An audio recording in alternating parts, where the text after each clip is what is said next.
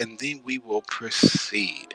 So, for the record, once again, thank you all. I have fallen back in love with tabletop role playing, and this is one of my many outlets. And thank you all for being here. Thank you all for taking part. And this is officially In the Shadow of the White City, episode 7.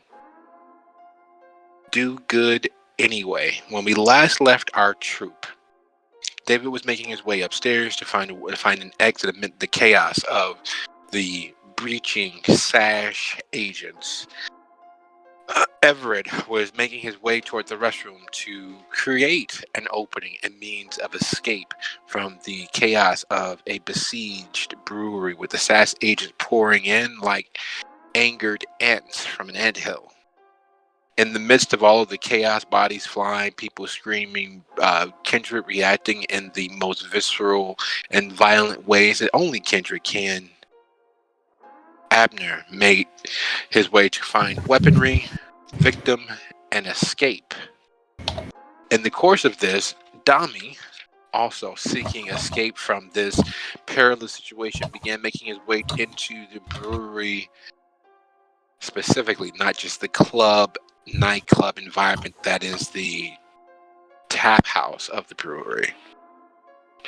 So, as David makes his way upstairs, quickly finding a painted over exit, a window, a door of some sort, unfortunate for his luck, it is not the exit he was expecting. It is in fact a passageway into the service corridors hidden away from public eye. Using all of the skills that he learned through his many paranoid years living on the fringes of both mortal and kindred society, he makes his way in, and carefully avoiding the sounds of chaos, gunshots, and death, he finds himself in a parking structure of sorts, having gone up and down and fumbling his way in the dark recesses of the building and its many interlocking Byzantine pathways. He finds himself in a parking structure with several vehicles adorned with the Abandoned King Brewery logo on their bodies. In the garishly lit parking structure, the paranoia which has kept David alive and the need for excitement that spurs it on to even greater excess, he realizes that he may not be alone. There's a subtle dampening of noise all about him.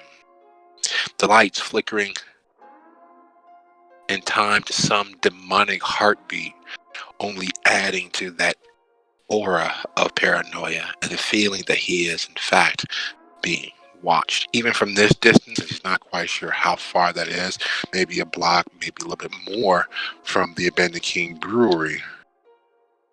The muffled gunfire still rings in the distance.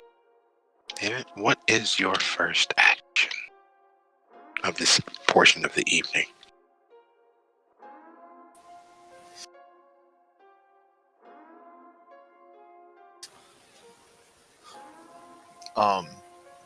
What's the parking ground look like? Just like pillars? Yep, there's several pillars. This structure is poured concrete with reinforced colonnade all throughout. The standard utilitarian square blocks of indiscriminate weight holding the building aloft. I'm going to quickly run over to one, crouch down, just listen in if anyone's coming. Okay. I'll roll for heightened senses. Okay, that being the case, go ahead and add your aspects to a wits and awareness roll. Let me know how many successes or failures you receive.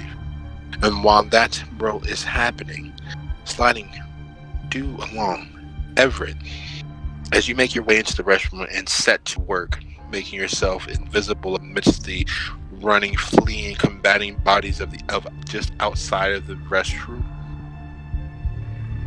you unleash a torrent of vitae across the floor.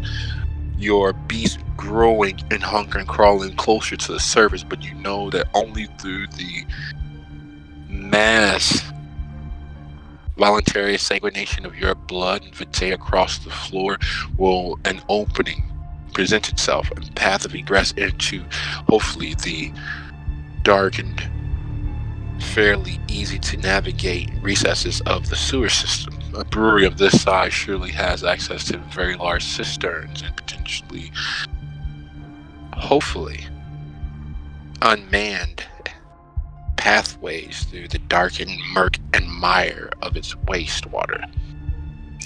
As you feel yourself weaken just a bit and listening to the sizzle as the pipes burst and spew water, both clean and foul, all over the restroom, you find yourself with the distinct understanding as the floor melts away and the pipes burst that this place has been protected of some sorts.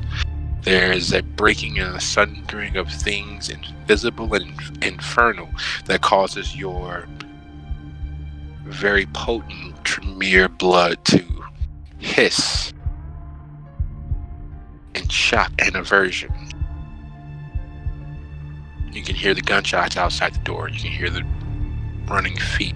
You can hear the chaos of actual fully engaged battle taking place. Are you going to keep your bent and focus as your vitae works its dark magics on the floor, or are you going to choose another course of action?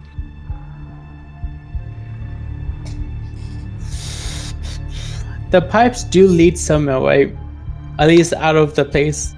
No, you wait until it finishes and concludes, and you have means of egress.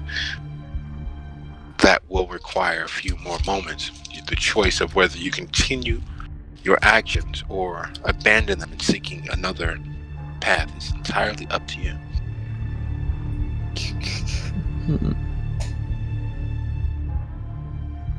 Oh, he's already in it, so he'll continue working his magic.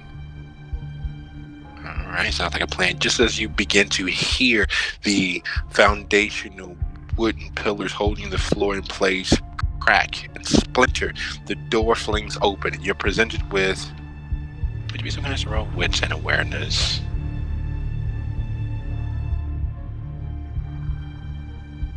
And while that roll is happening, Abner, seeking to create a weapon that's most familiar to you, you are unfortunately surprised with the sturdy craftsmanship of the furniture and the building itself. It seems as if, and then it dawned, one domino falling into place. This place has been crafted and built with the idea and in mind that it will be in use by monsters, most foul monsters like yourself, with the very ability to punch through and sunder things that no living flesh could. Sadly, as the place is built to last, foregoing a weapon you allow your beast to use you and move through you, using the chaos about you as a SASH team, which you know from experience and training several older generations of SASH agents, that they have one purpose. Their purpose is not capture or for corralling, such as searchlight. It is not study and potential dissection like flashlight. It is not even cataloging like blacklight. SASH is a special action team, a SORT team designed for one purpose. They work in concert with the Society of Leopold, backed by the seemingly unending bank of the Catholic Church, for one purpose and one purpose only: to exsanguinate the entirety of any and all threat of the supernatural. both kindred and otherwise. They are here to kick ass and chew bubblegum. Unfortunately, they don't have any bubblegum, and they're not wearing the right boots, so they choose instead to shoot, knife, behead, and otherwise grievously end every creature of the night that may be in presence. It is literally a team built around the philosophy of kill them all and let God sort them out. So, broad and big guns. Good to know. Change of fucking plans, then.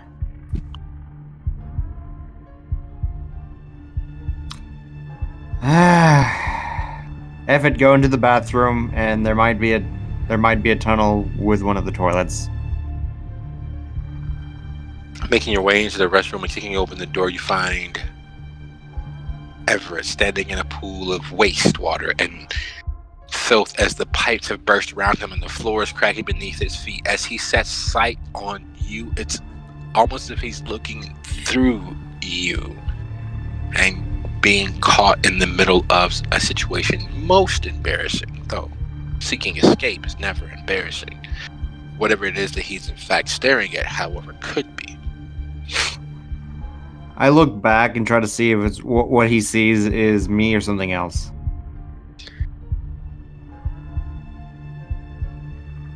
And as you stare over your shoulder, seeking to pierce whatever it is that Everett is looking at, David, crouched behind the vehicle, you hear nothing, which is an impossibility. Even concrete buildings settle, not perceptibly, but to kindred who have the unmitigated pleasure of being dead and aware of the world around them, the subtle creeping descent and destruction of the concrete around you isn't there. It is as if you are in a bubble, a cone of silence.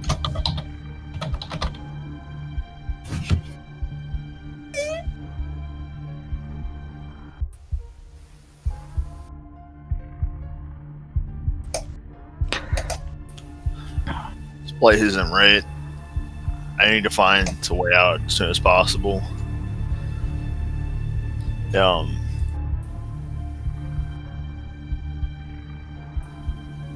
Is there a street exit to this parking garage? Yes, there definitely is. The doors are open, the vehicles are there. It is a standard utilitarian parking structure. You can tell by having met several hundred times in places such as this. There's typically more than one, even with it having the various subtly hidden entrances and exits from the brewery and other such places. You know that there are more than a few ways of getting out of here. I'm gonna try to take it slow, sneaking my way up through the levels and then find one street exit. Okay. Making your way to the street. One quick second here. Let's see what fate has in store for you, my dear friend.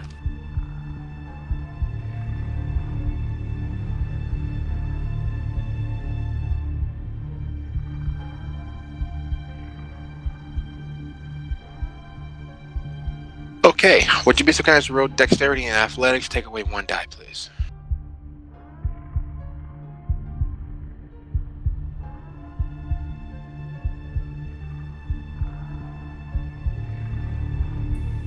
Can I have blood boost? Sir. Blood surge. Next round, yes.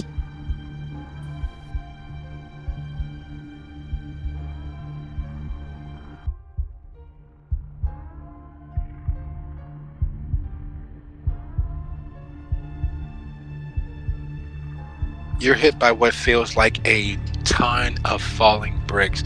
The snarl and blood-soaked eyes of a face that looks to have been prematurely born into the full body of an adult is a bit jarring. Its teeth,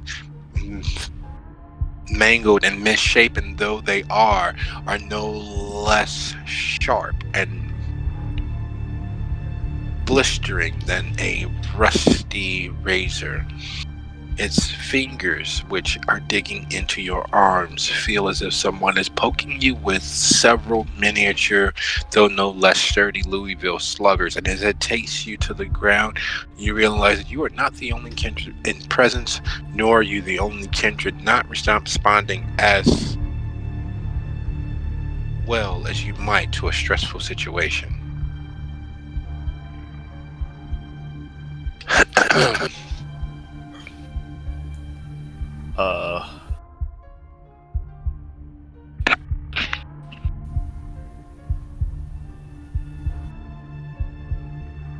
I don't know how else they'd probably react, but scream. So as you struggle and the survival instinct that is naturally occurring in all living and pseudo-living beings, your voice raised to hopefully scare it off, but at least release those long dead endorphins to potentially calm yourself in this situation.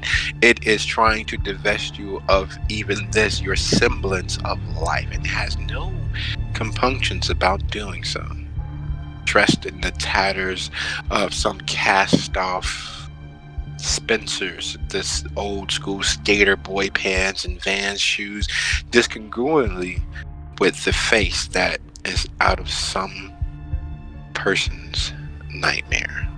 A wrinkled, prematurely born child's face stretched across the skull of a monstrously large human.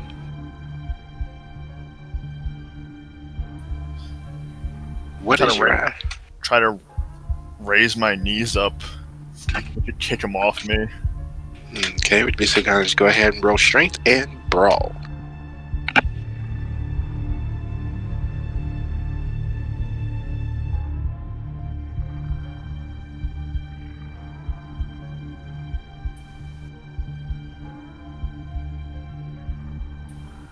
Yes, blood surge. You summon the strength of your blood without growing any hungrier. Your beast is, while not silent, working in concert with your actions instead of against you. What is it that you're seeking to do? Hell off me? Yes.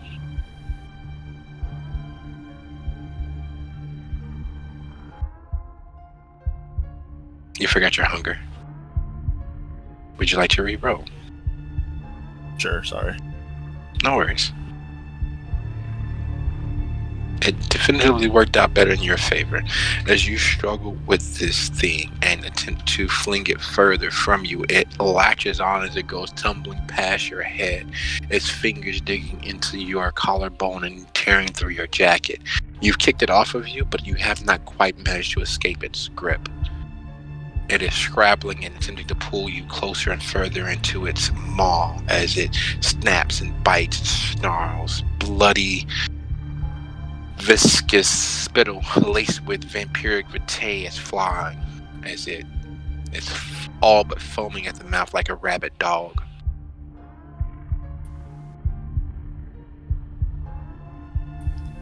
Fuck, you're gross. Is there anything nearby I can possibly use a weapon? I am not growing my fists. Okay.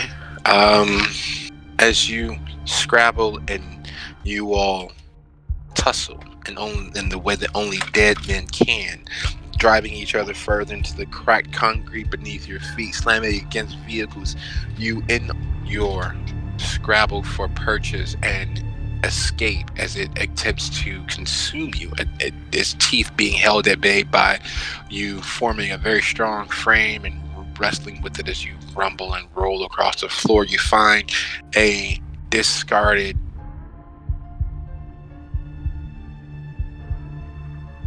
piece of detritus, a few slats of board, a few 2x4s, a few pipes, a few broken off bits of muffler. I used worse.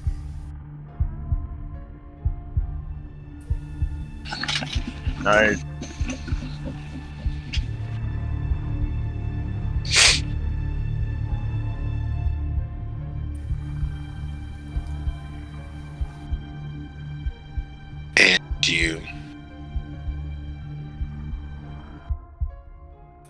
I try to bat him away and take myself away from the fight. Okay. When in doubt, pain is a great educator. Grabbing at the cast off bits of junk and cast aside litter, you beat him across the head, shoulders, bodies, and legs, anything and everything that you can get your hands on, which means sometimes go ahead and roll strength and melee, please.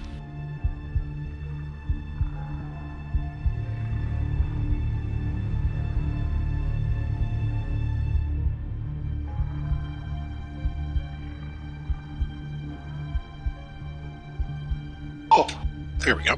All right, so not sure where you found the burst of energy, the burst of strength, the sheer will to survive and beat yourself free. You have broken the board, you've bent the muffler bits, and as you scrabble and seek purchase, being knocked prone, picking yourself up and fleeing further from his grab, you find a bit of piping, a bit of tossed aside leftover pipes, clearly from when they built this structure. It's rusted and covered in grime, bits of concrete all over it, and you begin swinging it as if it is Hercules' club, or Thor's hammer, or Gilgamesh's sword. All the same, you swing with everything that you have, and as it lands and drives itself through the skull, embedding itself, the creature before you, what you are when hungry, the beast given flesh, falls to a knee. You know that it is not out, it is not deceased, it hasn't crumbled to dust, it hasn't faded away. It's still snarling, though low and pained, as you beat feet and escape up the ramp towards the exit. And as you come running out of the parking structure, which has strange tunnels and secret egresses, back inside the restroom, as you step into the restroom, Abner, and look as Everett stares in shocked disbelief as just over your shoulder is a shadowy, lupine-like form dancing across the wall, moving counter to the light source. It is not something being cast. It's not a rippling image of cast by some torch or candle. No, this is a moving, physical non-entity, a two-dimensional lupine-like figure rushing down the hall, its shadow sliding further along. And the floor gives out. Would you both be so kind as to roll your dexterity and athletics, please? One success to land on your feet. Well, $5 says I fail. Oh, this is gonna end horrifically. Yeah. I'll take that.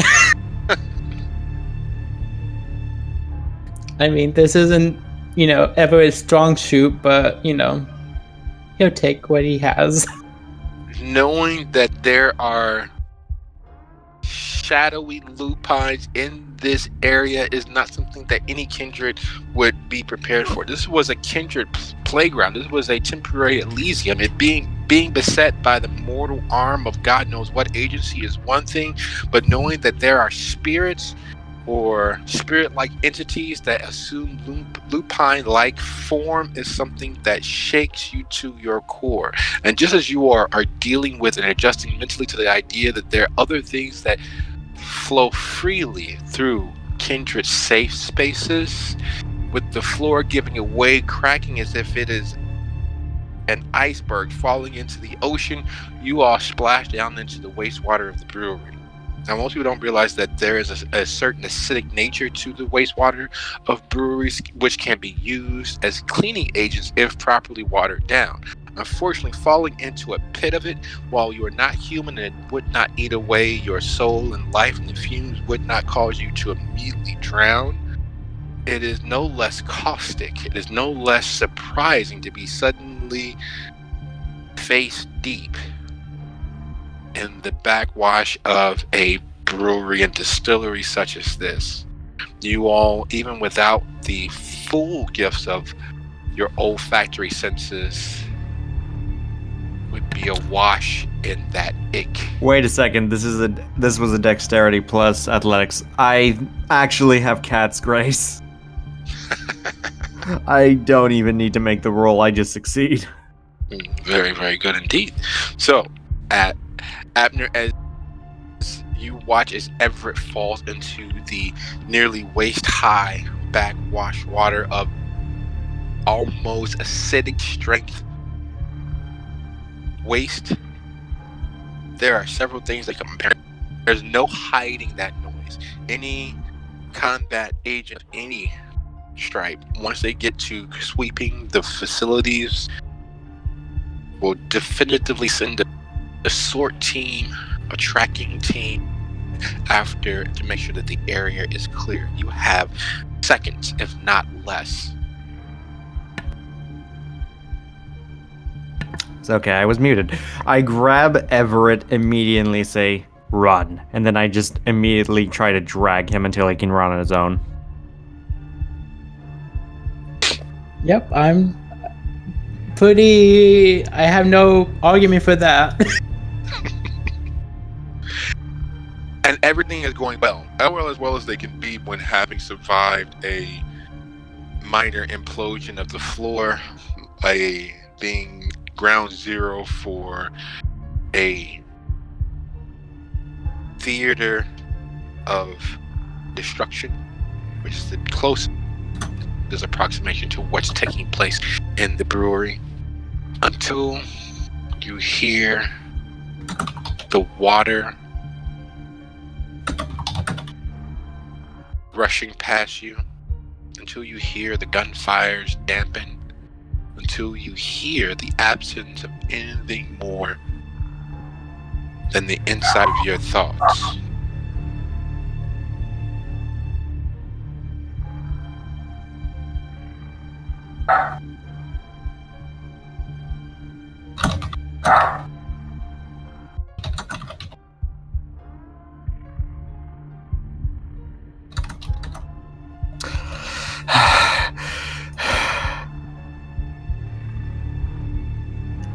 Are we real, like, in a drainage pipe, or are we out above the hole? No, you're still in the drainage pipe. The pipe, unfortunately for you all, opened up to several larger areas, and you're seeking your way away from the brewery. And the noise, you're pretty much using the gunfire behind you to guide yourself further away from whatever's going on above ground in the brewery. And suddenly you hit a wall of nothing. The water lapping past your feet doesn't have a sound. It's as if it's been muffled or put on silent. Someone muted the world around you, is what it sounds like. Suddenly there were faint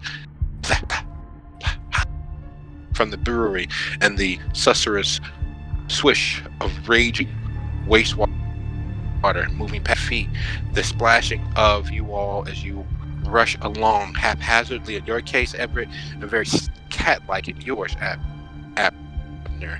And then nothing. The world is dropped into silence. We need to get above ground. Everett, you heard half of that. It's as if he's trying to talk to you while you are underwater. Abner, you realize your voice, while you're never much above a conversational tone, is even lower. It's almost as if you're talking like this. Realizing that we're probably in some kind of supernatural booby trap, we're in complete darkness right now, right? Yes. I have aspects on. Can I just roll written awareness? I want to activate my heightened senses because it allows me to see through most darkness, so. Okay. Activating heightened senses and using your auspice to sense the unseen. You both would realize with little or no success what this is. You have entered into something else's cone of silence. You've all known how quiet David could be. How he seemed to disappear at will. Without actually disappearing, he's just a really quiet guy. But this is that on steroids. This is exponentially higher than his ability to seemingly appear silently from anywhere. This is as if someone literally took the volume of the world and turned it out. And as you, Abner, have the ability to pierce the darkness, not just supernaturally, not see into the other world, but see what's ahead of you, you wish you had not. So can I just go ahead and roll your wits and awareness plus aspects? You will need higher than 3. Okay. This is not going to end very well. Let's see, that's going to be...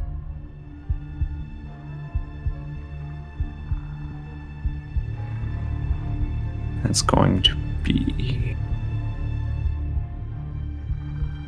Brain work. Yes.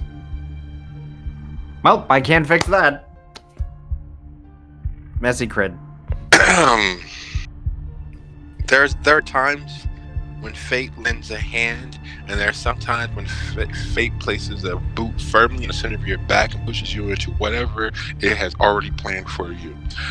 Ahead of you, in the darkness, just skittering across the ceiling, growing closer and closer to you, is a facsimile of a bipedal form of the love child between a rat from Gnaw, the Food of the Gods, and a CGI'd version of Simba. His arms and legs covered in a patchy, tawny, sewer and grime-soaked fur, a dander almost. Its human eyes facing forward, far too leonine to be human, especially with its unerring, sickly amber glow. Its clothing, and you say it because you can't tell whether it's male or female, it really wouldn't matter in this particular case, as it's crawling across the ceiling towards you in preparation to leap, pounce, rend, and tear. This is a creature out of Dr. Moreau's wet dream, and it has you and Everett in its sights.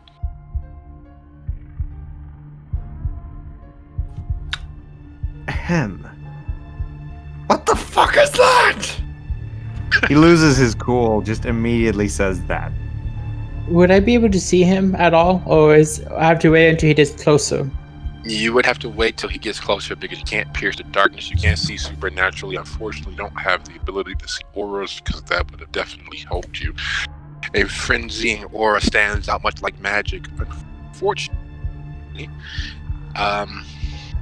as it's crawling closer, preparing to leap, you're screaming, Abner. Is there anything else you're choosing to do?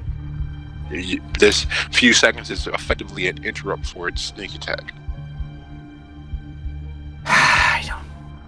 I don't have my fucking stakes. Ugh. What do I got? You can use Everett like a bat. I grab Everett and be prepared to use him like a bat. Wait, before you did that,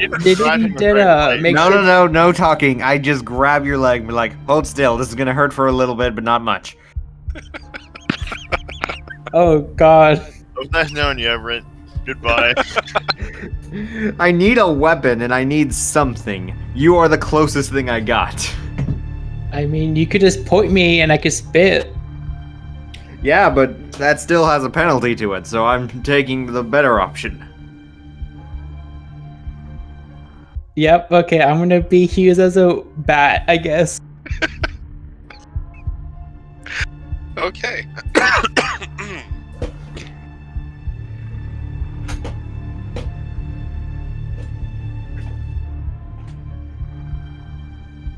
Keep in mind, Abner is not thinking right now. He's more, what the fuck is that? Kill it, kill it.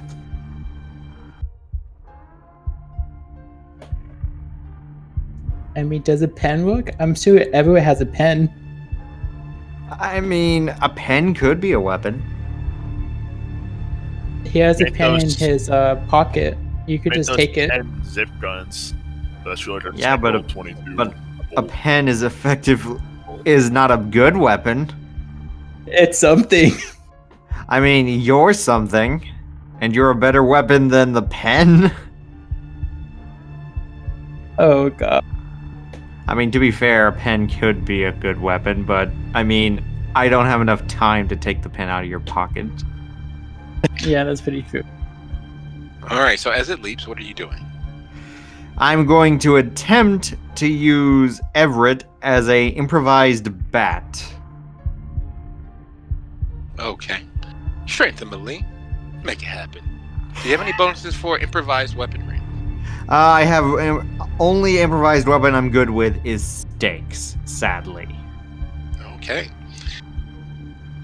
Just don't use my face, I guess. Yeah. Strength and melee. Yeah, there's no way this is gonna work, so might as well just go out with a bang. 4 successes. Minimizing that from a horrible incident to a slightly manageably horrible incident. Your quick-wittedness and Everett's surprisingly sturdy frame prevents the monstrosity that is this being. You don't even want to consider it being even what you consider the other monsters. It is something far worse, far wilder, far less natural. And wedging Everett, not specifically to wedge him, but because of your arc and his height, you manage to knock it just off course enough as the 3 of you tumble back into the runoff wastewater from the distillery. The sound suddenly floods in as you all hit the water, and you all so each of you take 2 unhalved points of damage as it comes claws, teeth, and sheer ferocity towards you all. Having knocked it off course and dealt 4 points of concussive damage to it, it takes that and halves it. You all are tumbling in the waters of the runoff. The acidic nature of the wastewater from the brewery doesn't have the same effect on you all being dead as it would living flesh and living people. However, it is no less disgusting, and your vitae flowing with a 4 hunger. Would you be so kind as to roll resolve and composure to hold on and think tactically? Otherwise, your only recourse is to divest and drain this creature of everything that makes it move. All blood, all life. Do-do-do, do-do-do, do-do-do. I If this as is a well. frenzy check, it would add a third of my humanity. Yeah, no, it's just a thing. This is a frenzy type, but we're just resolving composure typically works. It has the same count as a third of your humanity on that, So that's That's willpower. down. It's willpower plus humanity. Yeah. It's confusing sometimes. Oh, Everett as well. Everett, you've not seen Abner lose it like this since dealing with sickness, with the necromancer, with dealing with all of that mystical spillover could have an effect on anyone. This, however, is something completely and totally different. He senses and knows that this beast is a creature of kindred origin. He knows his beast, something else tells him that this thing has exactly what he needs right now. And he goes ballistic. Well, I'm hopefully right behind him, so I'll let him I take handle that. Everett and begin to use him as a bat again. Oh fuck! Of course. Hey, I'm bad with brawl. My beast would know this. It would use a melee weapon if it could. You're a melee weapon, so you will count.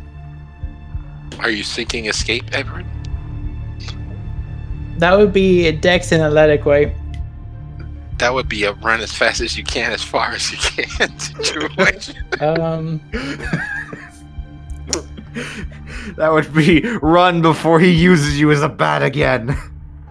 I'm fuck. Well, I mean, No, I'm gonna try to stay out of the way because that's between Abner and whoever the fuck that guy is. Oh, whoever that creature is, basically. That's between them two. I'm gonna try to. My norm. As you see Abner reach and try to grab you, he ends up just going after the creature instead. Woo! I'm placing my bet on you. You better win.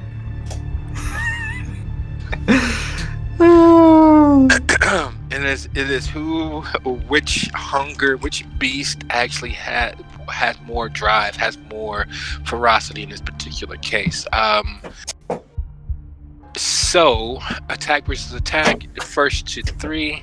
Which be so kind of just go ahead and roll your whichever is higher, a skillful, stealthy, cat-like attack or sheer animal ape-like attack is either strength or dexterity plus your brawl, and the creature will do much the same. Its fangs and claws clearly meant to rend and end thing.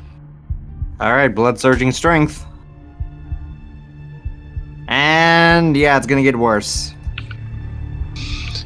Oh yeah. What is the antithesis to all of your calm?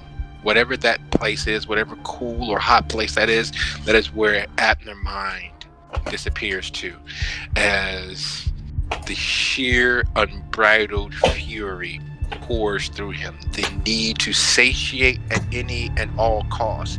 Even if you were to cease to be, your beast will continue trying to drink the world down, the world of monsters, into its gullet.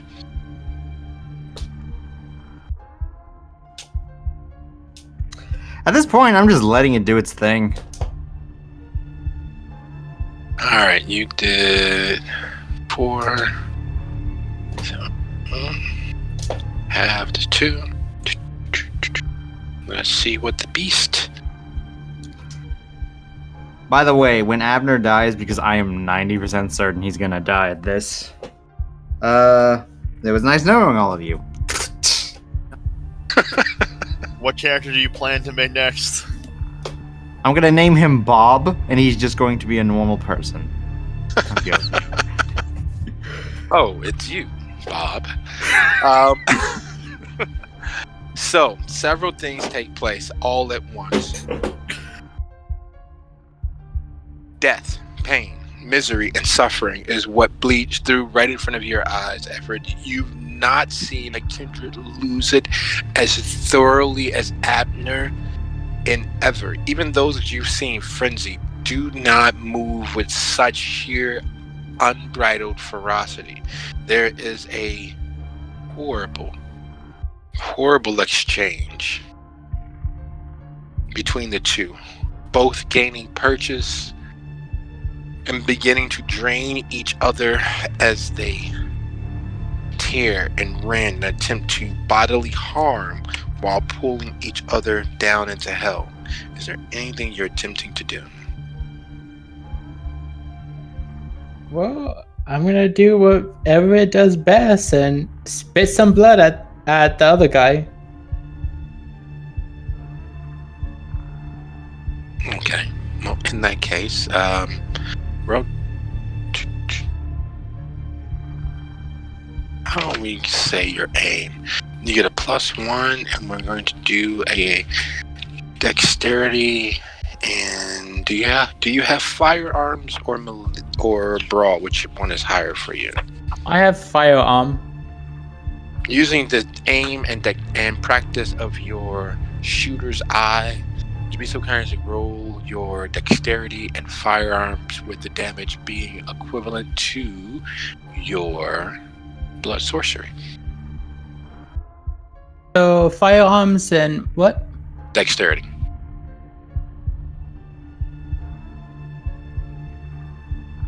As I do that, I'm gonna blood sword that. Okay.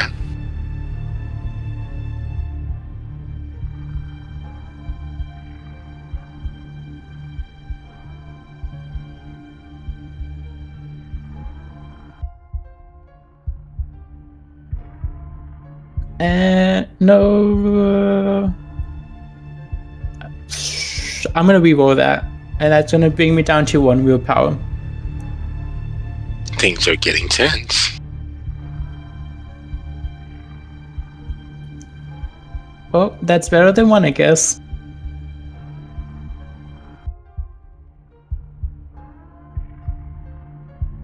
Give me 1 quick second here. Quick approximation. And that success. That 2 successes from those 6 leaves it with. Give me 1 quick second. I need to double check these little notes here. You know, it's funny. Often I have to go to my cheat sheets and notes. If I accidentally hit Abner, if I hit Abner accidentally, doesn't know it's a love bite, I guess. I don't know what to call it. It's called friendly fire, and it's incredibly painful. It would be. Abner, do you have potence? I do not have potence, no. I have celerity. Oh, nice. Okay. Would you be so kind as to roll your humanity plus blood potency for me, please? Okay. That would be...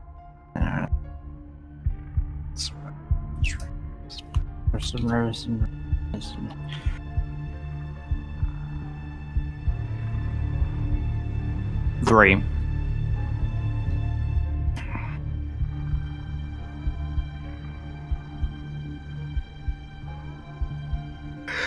You do it, Abner.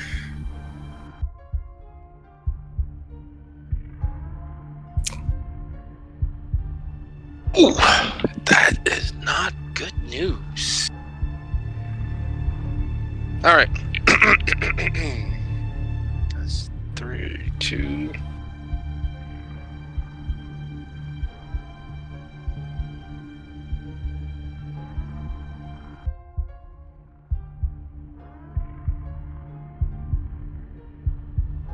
All right, so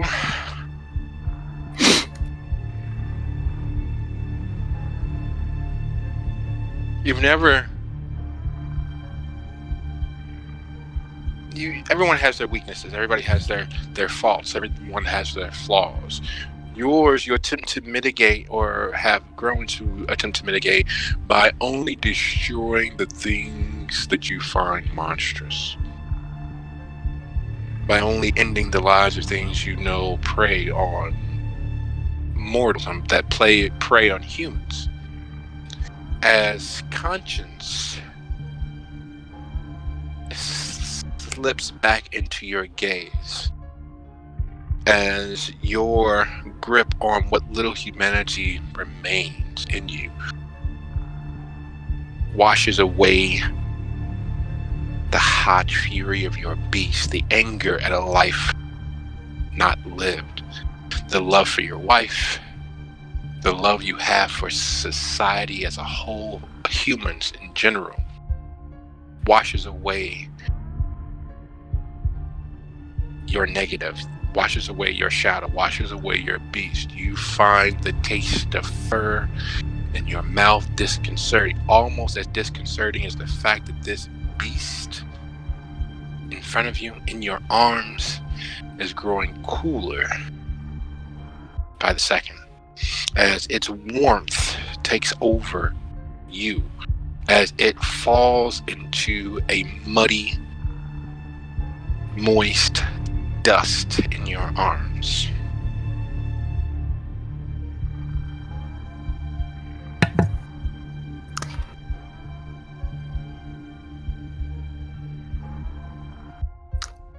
I just stare. Out of character, how much hunger was I able to remove? You're at 0 hunger. Yay! Okay, that's the only positive in this entire situation. You are at 0 hunger. You have 10 experience points to spend towards your being in this moment. Everett's attack, counting against the successes, put you in full control, or your beast in full control of the ride as you drank down this being's soul.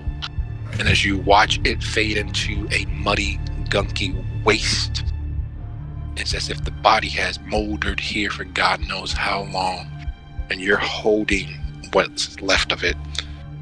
In that moment, as you look down into this mud that was once a living creature turned monstrous, you see a family man. And you know he's a family man because he's driving a green country squire wagon across I-80 coming into Gary. You see the city sparkling and shining in the distance, the new job that awaits there as a foreman of one of the many still mills. And then you see yourself holding your son. You see yourself tossing your daughter into the air. You see your wife coming out of your newly built home. Mobile, formerly, but now it's just a standard home sitting in its own lawn. There are 60 other of these homes having recently been built in this area. They're all brand new. They even have dishwashers on top of the microwaves. Can you believe it? The height of technology. Then you see you coming through the door, sitting down your lunch pail, and seeing the bloody rack and ruin of your family. You see this monstrous thing rising up as if it's a shadow giving flesh, rushing towards your face. You experience not only your own death, your actual death, Abner's actual death, as sweetly as he was taken from this world, but this death combined, the ending of a life. You feel yourself growing cold and your bones breaking beneath the skin as this creature pours liquid fire down your throat. You feel your hunger and your beast take more and more of your soul until you are finally, the only thing you have left is hunger and the need to cause pain, the need to feel something in the death screams of your victims.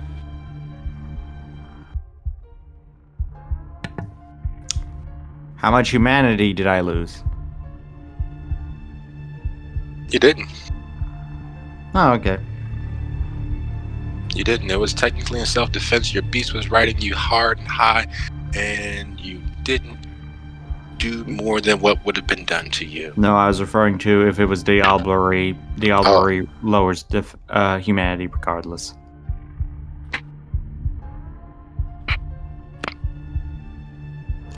What you've got to understand, Mr. Abner, the pirate code more of a guideline. Fair enough. That was amazing. On that note, right fast, what can I spend the 10 experience points I stole? I say stole because, let's face it was stealing. There is no limit to anything that you know, any discipline you know, any skill that you know, or anything not out of clan right now. As the creature before you was actually a Nosferatu, technically you can get off your escape, but that's not really anything different than what you would have normally had anyway, right? It would actually make me better, but now I quick question. It's considered out of clan when I spend it, correct? Yes. Okay, just checking. Did this thing have potence? It did. I'm taking potence because I need potence. I assume the XP is lost after I spend it real quick? Yep. No, I'm not lost. If I don't spend it is what I meant. Yes, I understand. All right, just double checking. All right, I have 3 that I did not spend, so that is lost, and I have potence 1. Everett, as a being who typically peers into the veil and has been doing so for the last bit of chaos, you watch as the 2 flames of their spirit cease to be 2 flames. You've watched as Abner did something that even you find a bit aberrant, a bit... He drank down another living thing or unliving thing's soul. Right in front of you. mentally saying this. I'm mentally saying this so Abner doesn't hear what I'm saying mentally.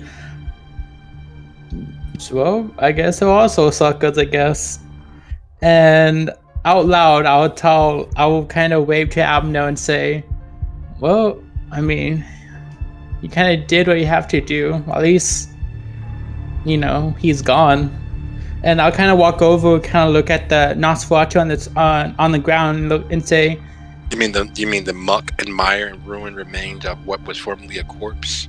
yeah, I'll look down and be like, well, he looks better that way, I guess. Are you okay, Abner? I'm fine. Just hardening my resolve to kill more of these motherfuckers. Well, that's your secret, and I'll keep this close to my heart as well. It wouldn't be unfair to ask if you actually had a heart, considering. And as you all work that scene out and work what your escape or further into the dark path will be, making it street side, David, there are two things that become glaringly obvious. This was no small thing. This is not the police and state sheriff, and this is not even state militia. This is something significantly more. You are roughly a block away from the brewery, and the area is almost immediately cordoned off. You see vehicles all black with strange insignia. There's a shield there. You can kind of make it out in a negative space, but the only letters or identification that seems to be apparent is an S period A period S period H. The men and women that you see moving into and out of the building and the gunshots still going off in the distance are dressed in dark, either gray or black tactical gear. They are fully loaded up with gas masks and night vision goggles or low light imaging, and the gunshots are not ending. You think that maybe someone inside is still fighting, but that is until you see that there are four, from your distance you can see four shapes kneeling, and one of the tactical officers leveling a firearm at them, directly at their heads, and firing from point blank range. There's a plume of fire erupting from the barrel of the long gun, and the heads cease to be, properly flambéed to a nice 212 degrees almost instantaneously.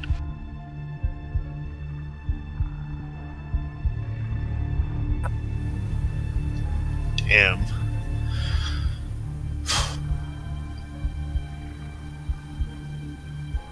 They don't fuck around, do they? Now, gotta find somewhere safe to meet up with them. What's the general location around me? The street look like?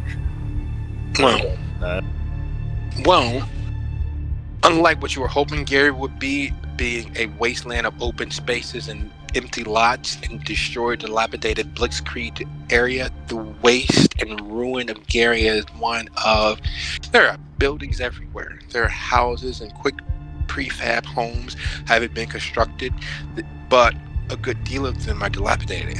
It's clear that people are living inside, but they're living in squalor.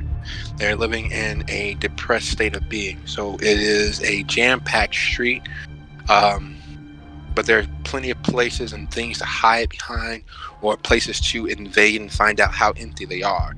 It is urban warfare at its absolute worst. If you had to be the person going building to building, at least if you were trying to keep anyone else alive, instead of just going building to building, killing everything that's moving, which is what seems to be taking place at the brewery. If it moves, they're attempting to end it. If it doesn't move, they're trying to make sure that it stays that way.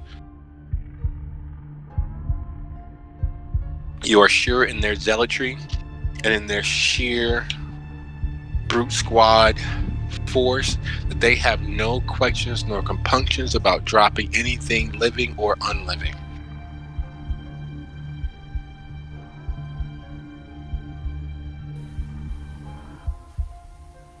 I'm gonna run over where the abandoned buildings, so if I can scrounge anything up of use, get a higher. Okay. What's your hunger? 2.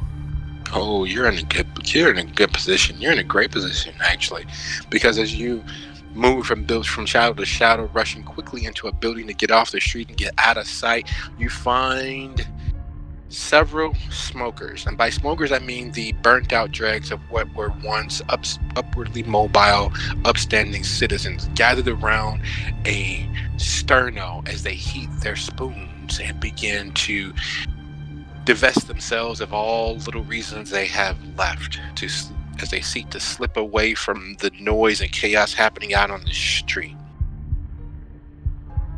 The scent that hits your nose, because you do have heightened senses, correct? Yes. The stench that hits your nose is one of soul-crushing despair. It is acrid and thick and smells like the sickness of insanity. But these folks are gathered around as if this is Christmas Day and Thanksgiving all at once. They're dirty, pie-eyed globes that were once human eyes stare at you. Hey man, what the fuck you doing? Get the fuck out of here. I don't know what you guys are doing, but I gotta lay it low. I can be a problem, or I can just chill here. Alright. Well, that being the case, would be so kind to roll charisma and persuasion. Or are you attempting to intimidate them? I'll try to, intimidate the little thinly veiled threat. Okay, in that case, go ahead, roll charisma and intimidation, please.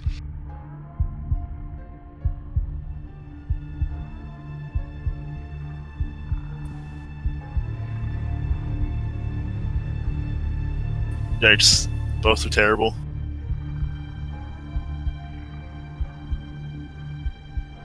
And it failed. Okay, so even despondent and despaired and have given up all semblance of living and upstanding or normal, non-altered life, there is some pride inherent, and their pride and their sense of being focuses and centers on the fact they are able to smoke and alter their minds beyond reason in peace. Your very presence is an effrontery. Your very spirit in their space is a challenge to their semblance of happiness. Their happiness is this sterno, this powdery substance, these spoons, and this space, and you don't belong. The smaller woman rises to her feet, her legs surprisingly sturdy despite the twitch and shake. If you don't get out of here, I'm gonna cut the fuck out of you. I have a muffler, I'm not afraid to use it.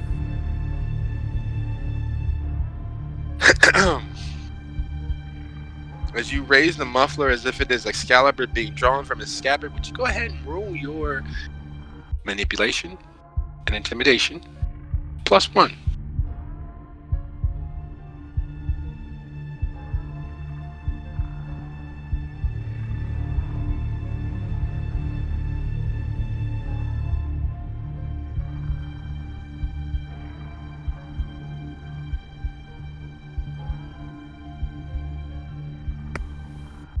As you raise the rusty, half put together bits of junk that you took with you, it's concrete laden with the very still dried on viscous vitae of your most recent victim. Something about the smell of it, something about the look of it being blood plus, like a combination of blood and oil, but still recognizable as the fluid from the inside of a person's being, trigger something in her old, very street wizened voice. Hey, we gotta get the fuck out of here, guys. Come on, let's go. Come on. She starts urging the two men who are still trying to get a good flame going, to get it cooked to the right temp. And their annoyance more than anything to get her to shut up so they can cook properly, causing them to move along further. You know that this building is filled with not just them, but God knows what else is seeking to stay off the street and stay out of the way of whatever noise is taking place at the brewery, the rats skittering, and what you recently just had to accomplish in the parking structure takes a toll.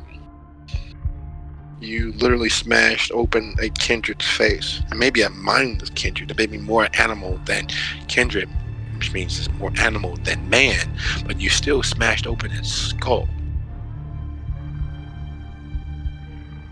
You still know that those men and women, that sash that is taking hold of the brewery, is not only ending kindred, but they are ending mortals as well. They are giving coup de grace to anything and everything that was moving, whether it's alive or merely a facsimile of such.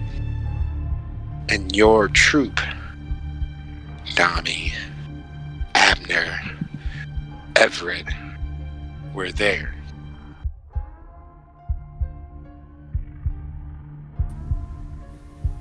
I hope they got out all right. I don't know what I would do without Everett and Abner. Got so relying on them. I want to search around, see if anyone's still hiding here, or is anything of use, or that I can see from this new vantage. Okay, what's an awareness and add your aspects?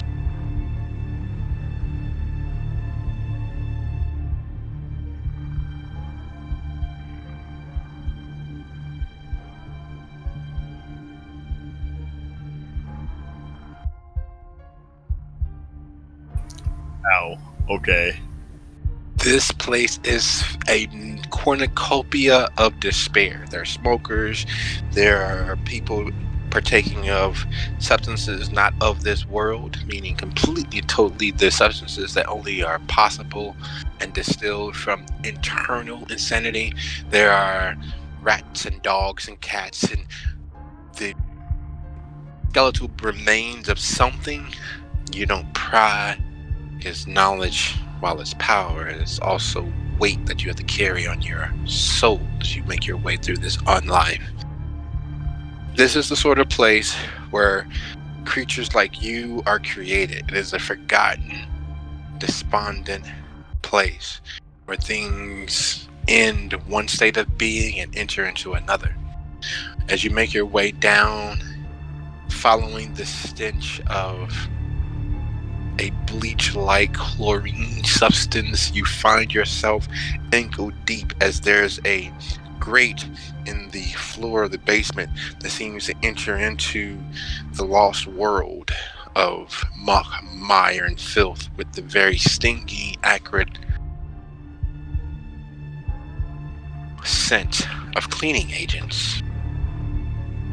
You can hear rushing water and what sounds like lions or some other large cat at war within.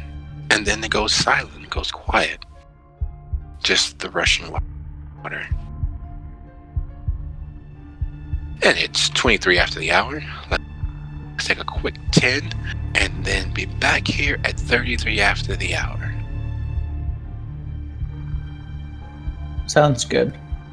Yep.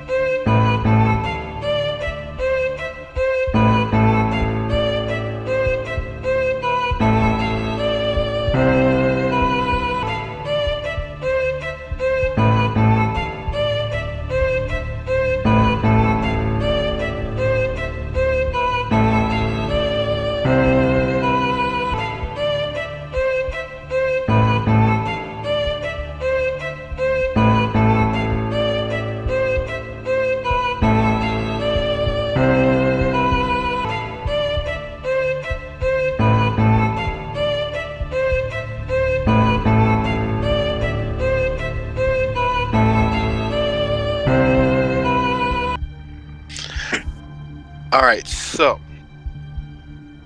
with the ending of a life, or the facsimile of an ending of a life, weighing heavily, David, the sounds of clear combat coming from the grate having echoed towards you, and only the sound of running water.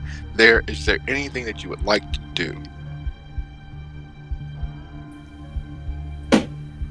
Can I locate where this running water is by ear?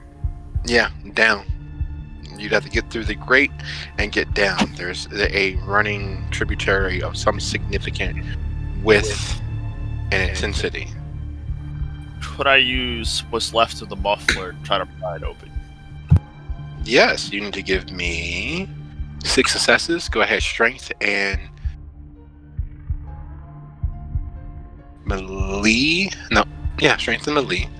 And if you have potence or any specialty that might help you with destruction.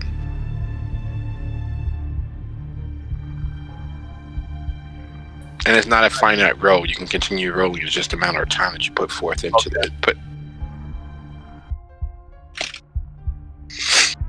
And while that roll is taking place, Everett, Abner, in the bowels of the waste from the brewery, with the life Abner had the opportunity to dance along with, and the promise for secrecy being kept, what is it you all would like to continue doing? Are you going to make your way back toward the sounds of combat at the brewery? You're going to follow the tributary, or you're going to try to find another way? Let's just keep going until we eventually find the way out. Yeah, that beast had to come from somewhere. And because I didn't bring up Abner's sheet, he does have heightened senses, correct? Correct. So not further along, you hear the squelching and bending and scraping and abrasion of metal coming from further along. There's a loud bending and a ringing and an abrasion happening. Do you move towards that, or the very faint sounds of gunfire still erupting behind you? First, I slowly heal my superficial damage. This is over the course of several minutes. Okay, increases hunger by 1. And then I ask Everett in a very hush-hush, quiet tone. There's sound ahead, metal bending. Move towards, or do we try to escape otherwise? I mean, we could always go back to that lupine and file, which I don't really want to mess with, especially with that lupine. I'm guessing that hopefully they're having trouble taking it down. But I guess the best bet is just to hope the sounds is friendly. And all right, let's just move towards the bending, I guess. We move towards the bending. I'm ready to use Everett as a bat once more.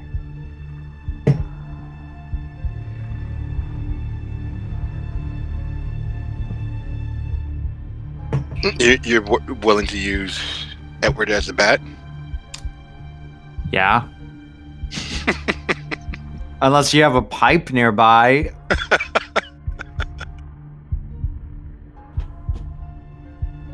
I'm sorry, it's a very funny image to my mind. As you all move toward the scraping, are you attempting to maintain any stealth? The rushing runoff has its own volume, but the splashing against it, of course, has its own as well.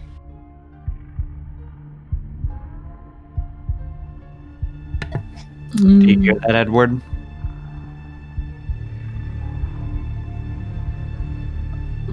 everyone doesn't have a whole lot of stealth, so hopefully the sound will kind of drown out his own sound, so he won't even roll that. Okay. I think it's kind of hard to be stealthy in this current situation. Well, the effort is what counts more so than anything. All right. I'm going to roll stealth. On the off chance that it is a kindred, would my against kindred count? Yes. Yay! That is the only good news in this entire situation. 5 successes.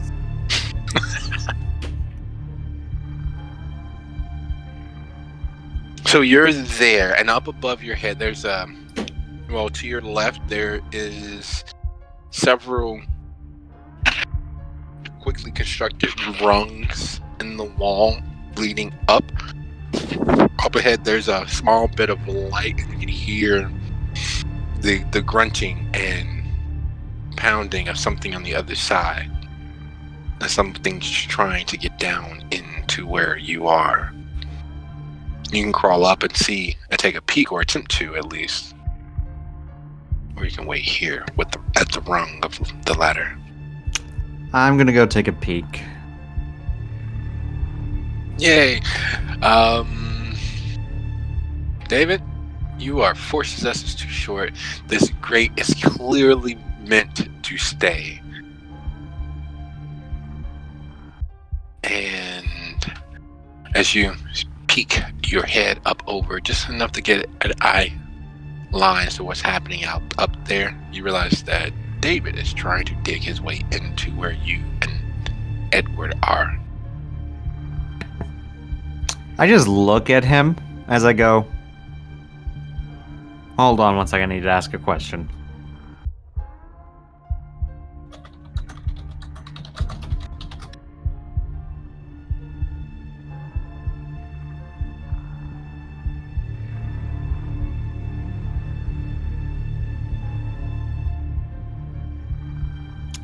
This is a very important question. Sasha, what are you doing?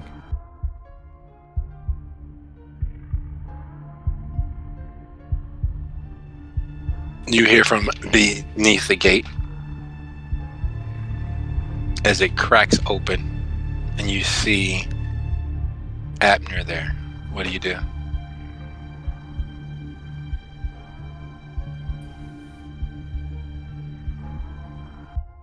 What are you doing, Sasha?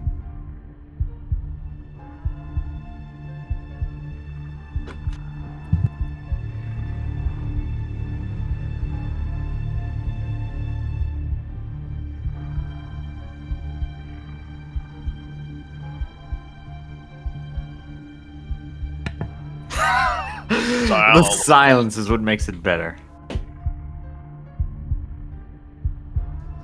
I'm underneath the ground, so I can't see anything or hear anything, so... I think David's mic might have either broke or he's refusing to respond to the name. I'm so confused. Abner's talking to you.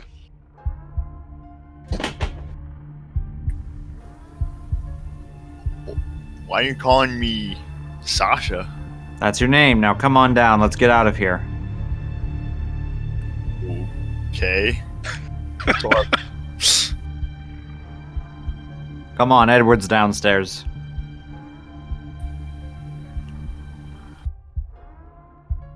I still have this grate blocking me, don't I? Nope, you made enough sense to just pop his head up over the edge of the ladder further inside the grate. He's inside the grate telling you to come on down. Oh, yeah, sorry. Zoned out. I'm going down to see Everett, and when I get down there, I'm going to look at him and say, Edward, Sasha's here. I saw stand on the ladder. My daughter, Sasa? The queen? And I... Well, go ahead. No, go ahead. And I just go down and wait for David to come down. Having been immersed in the runoff from the brewery, the scent has grown on you. You've gotten accustomed to it. It's not quite making your nose blind, but it is making your nose blind to it itself. David, however, that is very much not the case for you. It was already near putrefaction when you were upstairs outside the gate. Coming down the ladder into the fullness of it is immediately a taste of the worst aspects of whiskey and beer and vodka all at once. It is the stale, very active, odoriferous monster that seeks to drown everything you are. The water is just below waist deep, and it is moving at a pace that would sweep living people off their feet. Fucking age. God, this place stinks. Yep. Oh, God. One of them touched me, I think. It's fine, Sasha. You and Edward are going to follow me. Come on. You keep calling me that. Yeah, why are we still down here? Shouldn't we go up? And I don't know. How does it look outside, David? We're too close to the action. I'm not risking it. There's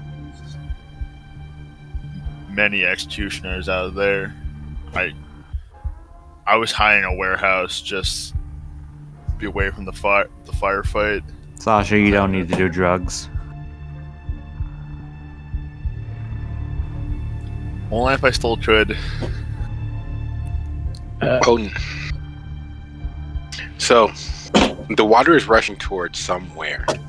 That somewhere is out and clearly far enough away that it has more than enough run, and it is clearly not directly connected with the city's sewage system. Though, of course, eventually they will merge and end up in the same place. Just from basic design, you know that will be the case. However, you're hoping that it's not like at the factory, because the water used to cool the steel and keep all their chambers filled ended in a cistern that was dug beneath the city. It is a cistern where the impurities of the runoff were filtered before entering into the city sewer. That cistern is roughly 20 miles deep.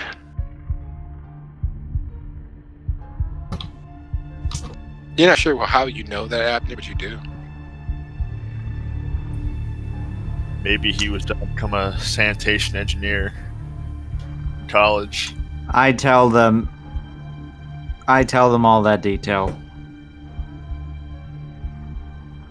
You always like to get them to the factory. They should know this already, but it's nice to refresh them every once in a while anyway. Point us to north, my good map. Edward, call me a map again, and I'm strangling you. Onward. And I'm just kind of waiting for Abner to be the guide. Because he can't see, Abner can see. And hopefully David can see. I can't see. I'm going to jump horizontally about 5 meters ahead. And start acting like a bunny and just start hopping away. Okay. Has he been possessed? What type of Wonderland shit is this? Well, I'm guessing he's the bunny. One of us is Alice, and well, you could be Alice, David, and I could be the Red Queen. How does that sound? All right. I'm missing my D though. Would everyone be so kind as to go ahead and roll wits plus survival? Those of you with heightened senses, you can go ahead and add your dots and aspects to this roll. Your minimum roll is you're going to need. Excuse me, pardon me. You're gonna need at least 4 because the water all sounds the same. It doesn't get louder. Doesn't there's no crashing or anything like that. But you all would. Oh, What is it again? Wits plus survival plus your Auspex stats if you have Okay, it. just checking. Okay, just double checking. Everett can't get a 4 because he only has 3 die in that. You can always get a Critical. Nope, not dealing with that. The scene has been replicated in every media. The scene has been in movies, cartoons of all variety and stripe. And there's that moment as you're nearing the edge of the waterfall that you didn't know was there, and you hear the roaring drop and realize that that edge of the horizon line is actually a drop off that could and would most assuredly spell someone's death or at least tragic damage. And that's where you guys are. You find yourselves at the end of a very long veil, roughly taking approximately 35-40 minutes trailing through this darkness together. The scent growing lighter and lighter. You assume that that's because you've grown accustomed to the scent of the runoff, but in fact the reason why it's growing lighter and lighter is you've grown closer and closer to the cistern. Up ahead of you is a clear drop-off. The unfortunate aspect of getting closer to a drop-off is the pressure of the waters and runoff that is flowing past you and carrying you along lightly has grown. Not quite exponentially, but enough where it is taking effort to remain on your feet. There is an out. You notice it. It is using a significant amount of grace and tact to navigate around the outside edge and navigating the rungs up and above the cistern. It's not something for the faint of heart. It's not something that requires sheer luck. It would require skill. Do you take the drop off and see where the cistern will take you, or do you attempt to make your way up and out? Do I see a ladder? Yes, those are the rungs that after travailing left or right around the cistern on a carapace that's roughly the length of a standard foot. I'm going to jump 3 meters up into the air and grab onto the ladder. Yes, I am abusing my powers of soaring leap. No, I do not care. I am happy. I have powers. Wait, you're launched across? Yes, he leaped across the thin ledge instead of bothering to traverse it, catching onto the rung that leads up and out.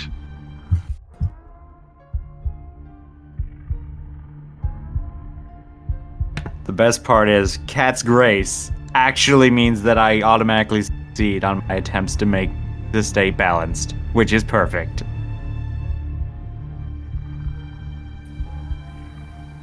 How far across is this? Is there any possible way we could Make the leap? No, but you can traverse the ledge that is in the water and leading around the edge of the cistern.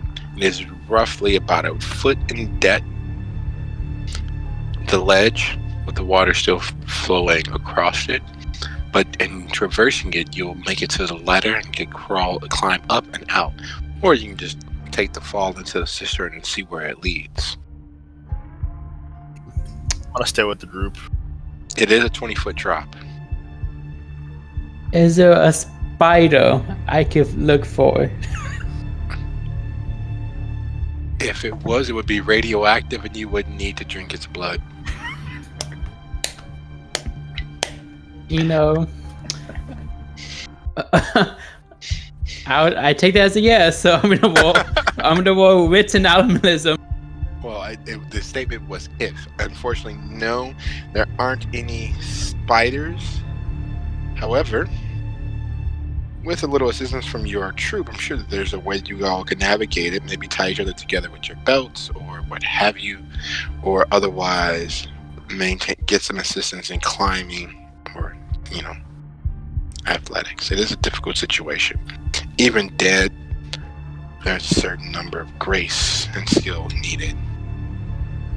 Or you can go extraordinarily slow and not have to really make a roll. It's just going to add another hour to your time, roughly, as you make sure that you don't fall. I think the tying ourselves together could be a good idea. Yeah, so I have a belt. We could just tie my belt with us together. I see how big is David, because everywhere it's kind of smaller frame, but he's tall. How will my belt even go around us? I really described him as like slightly above average height, very thin built. So probably. Well, I'm gonna tie my belt I'm gonna tie my belt around David, and we're gonna try to make a way. All right, Dave, go ahead and roll your dexterity athletics. You get a bonus die because of Everett's assistance.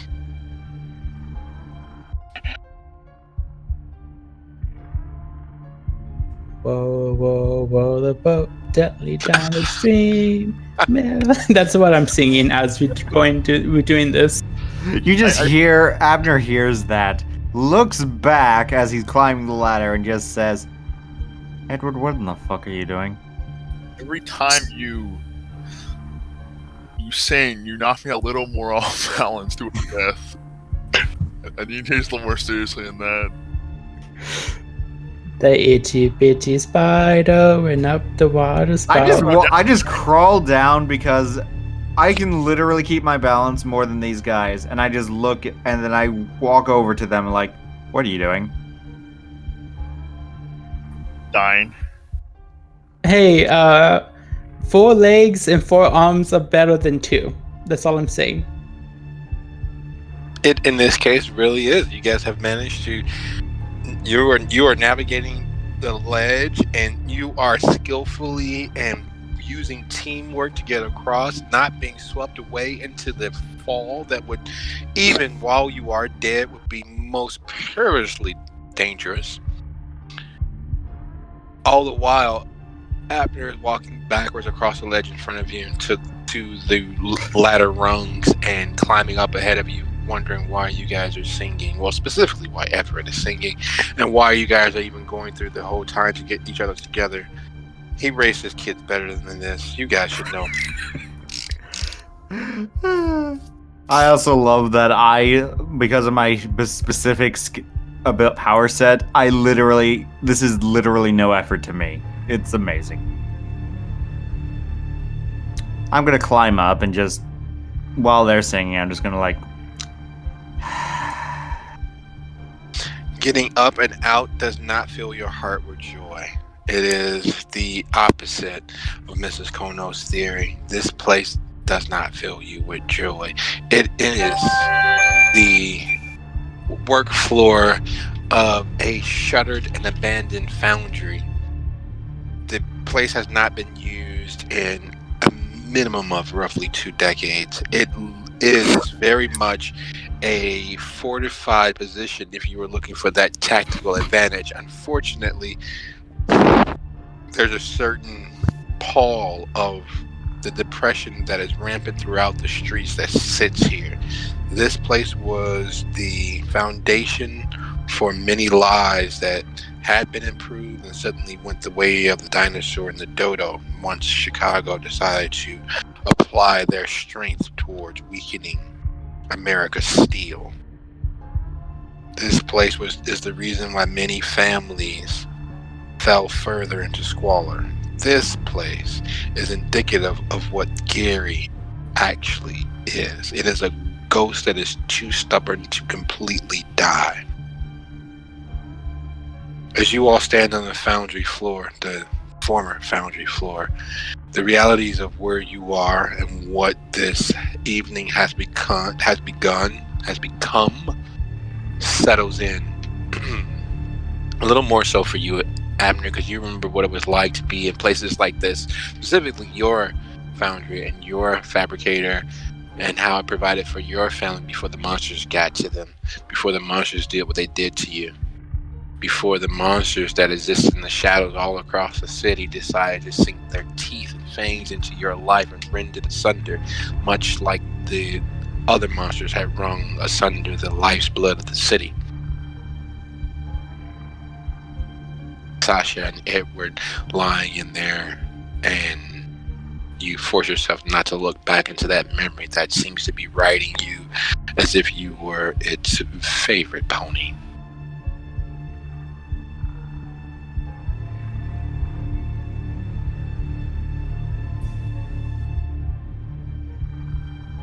So you all have survived several attempts on your lives through the efforts of the humans, through the efforts of the kindred, and you find yourself in this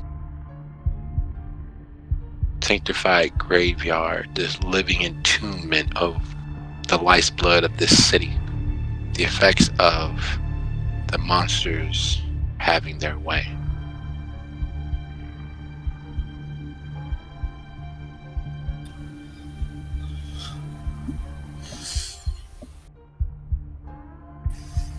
Well, guys, looks like we found somewhere safe at least. Probably word lately. Our lives were better before they got to us. I wouldn't say better, safer, less nerve-wracking. I'm sad, Sasha. I wish life could go back to the way it was before.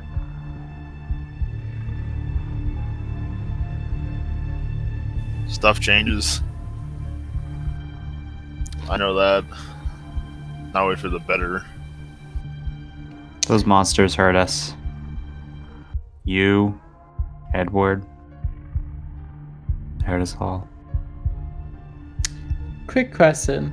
I saw Abner, diabolize another kindred. Would I know what's happening to him? Intelligence occult.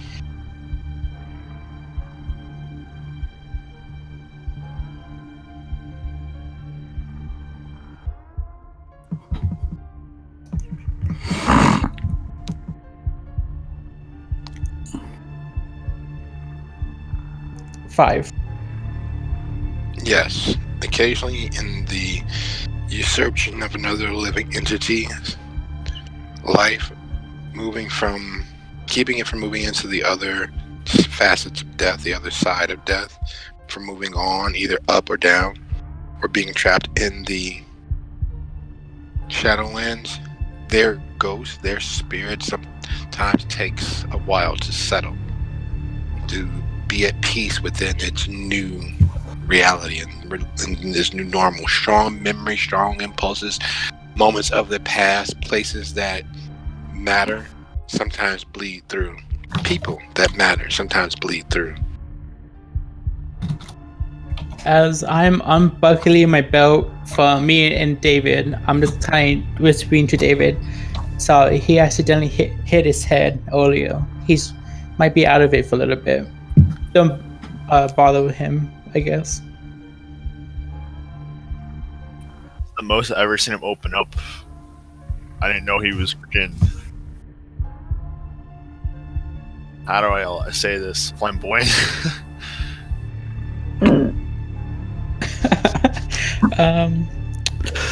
Yeah, it might just be a derangement for a little bit. I don't know if he's talking truth or not. It's just that I used to work day and night here, providing for you guys. Okay, Dad, thank you. Would you happen to know the way out, Dad? Out of character. Yeah. Yes, you do. This way, Edward. And then I stand up and begin to move. Getting out, it doesn't do the heart any better. The parking lot is empty. It has been empty for 2 generations, basically 2 decades. You can look to your east and see the Gary skyline. You can look to your east and see, slightly northeast actually, and see the lake. It's a great place to look over things, to see things. It is not a great place in terms of the feel of it, because the true sadness of Gary is overwhelming here. This is one of the many places where the spirit of Gary, if there was such a thing, would inhabit, and the absence of it is felt not only by Abner and the life that dances behind his eyes, but by David and Everett. This is the place where the kindred committed the worst murder possible. They killed a city and all of its inhabitants without actually destroying the body, without actually causing the carnage that has taken place at the brewery. Places like this hold that manifestation of that spirit, that dead soul of the city. All the humans that have been in this city since the war with Chicago was lost. All of the families ruined. All of the hope driven from their hearts. That generational sadness, that generational depression is filling this space like a poltergeist, angry and malevolent, but unable to actually do anything about it. Much like the actions that took place at the Queen of Spades, that all but signified the death of Dalton, without someone doing something more specifically to protect the village. That grievous terrorist action by those monsters will have a similar effect on Dalton. It was furthered by Dalton declaring his independence from the Tower, and in general, in Chicago specifically. In declaring itself strong enough to stand on its own feet, it has ushered in a faster death. And while it may be quick for kindred, blink of an eye as far as they're concerned, they've lasted nearly centuries in that place, if not more. So their idea of speed, their idea of weathering the storm, will most assuredly have Dalton equal to this place if things are not taken in hand. If something or someone does not rise and guide the city more dynamically, it will be what this place is.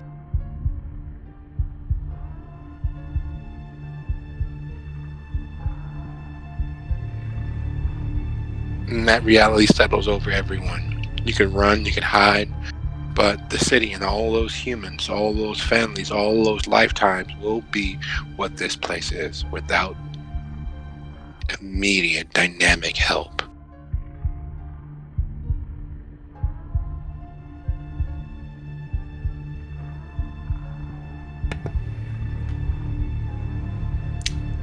That monster. What monster? The one that took you away, my daughter. You know what he looked like? The funny thing is, I think I look more feminine, so why aren't I the daughter? Why am I the son? It's because you were assigned the son. I have a beard.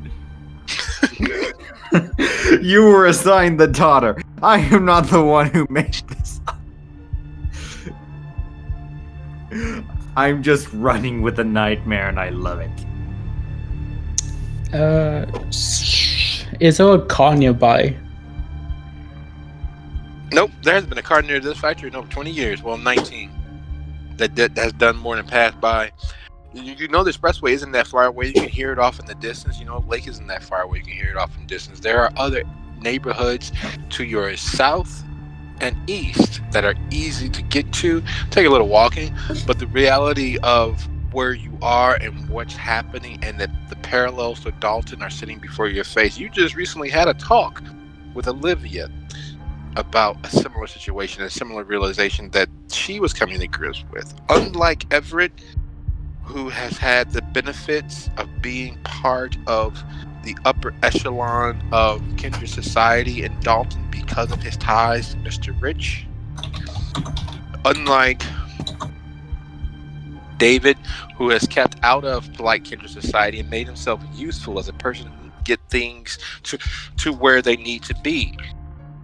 There are other kindred in the city who don't have those options, who don't have those ties and connections. And unlike Abner, who has avoided kindred society as he sees it as not a society of beings, but a society of monsters. So has been inured and protected by his ties to not to the kindred, but to the mortals of the world.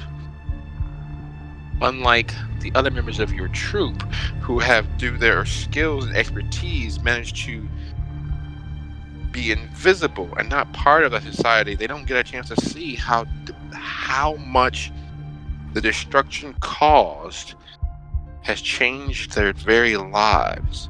And until the drive-by, none of you all were immediately impacted by the changes. None of you all saw how much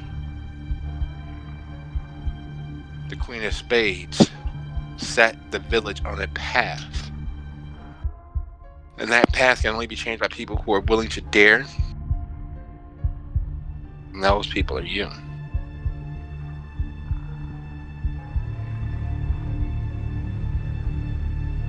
So, are you going to head east? You're going to head south? You're going to head west into the neighborhoods to try to find and steal a car?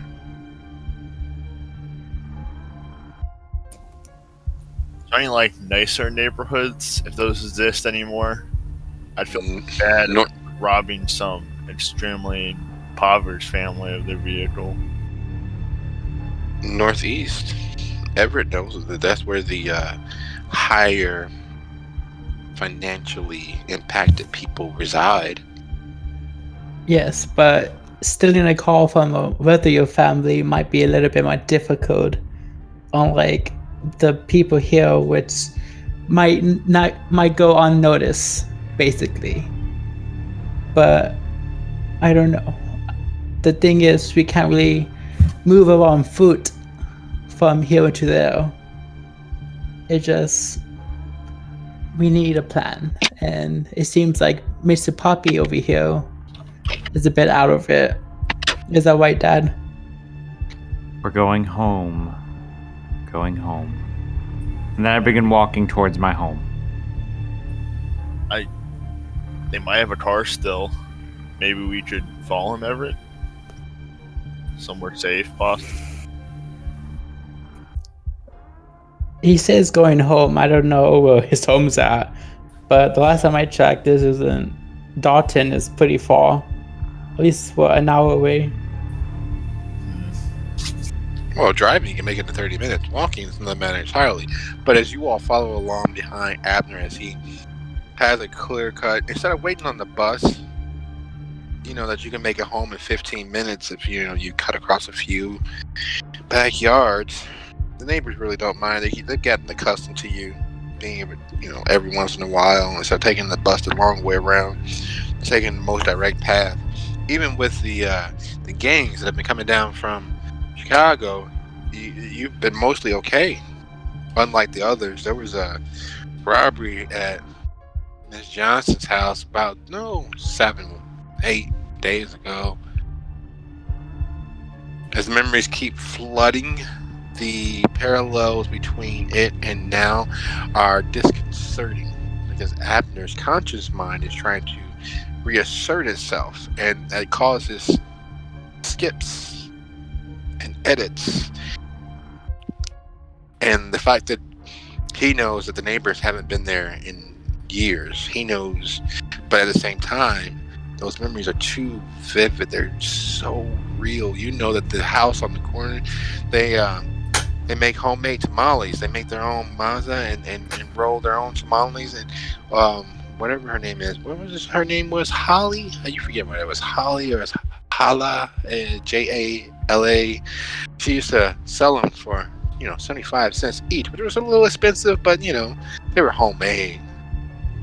And 75 cents for 2 tamales is it's a bit expensive, but the dollar didn't go as far as it used to anymore. Not like back in your dad's day, where the house that you paid $15,000 for, he could have got easy for only maybe 5, maybe 7. But the more things change. As you all follow along across the barren backyards where there was grass at one point, but now it is literally weeds as high as your waist. Where there were families and households, you ignore the rusted slides that have been put together and the wooden playhouses that had fallen in on themselves and the glowing eyes of raccoons and the possums that replaced the careful yips and barks of family dogs and cats. You ignore the skittering sounds of animals, and hopefully only animals, of move through the dilapidated abandoned homes used to squat. You finally come to a house that stands out because the yard has been maintained. It stands out because the paint is still well applied. It's not peeling or dilapidated. It stands out because the roof has clearly been patched several dozens of times over and over again, but it's still well maintained. And when you walk in, the scent of blood hits you like a smack in the face. And you walk in through the back door, the kitchen, while a mess and a ruin, the scent of blood is pungent enough that it has its own character. But in the sink are the discarded bones of deceased animals, and you hope that those are only animals and not finger bones. But lo and behold, the kitchen is the only room that is not well appointed. There's furniture, there's kids' toys, balls and dolls, handcrafted. There are comic books on the table, and the lazy boy, which is several decades too old, sits in a place of honor near the very wide, very old black and white TV that looks large enough that you could probably seat a family of 4 around to eat on. It's big enough to be a table.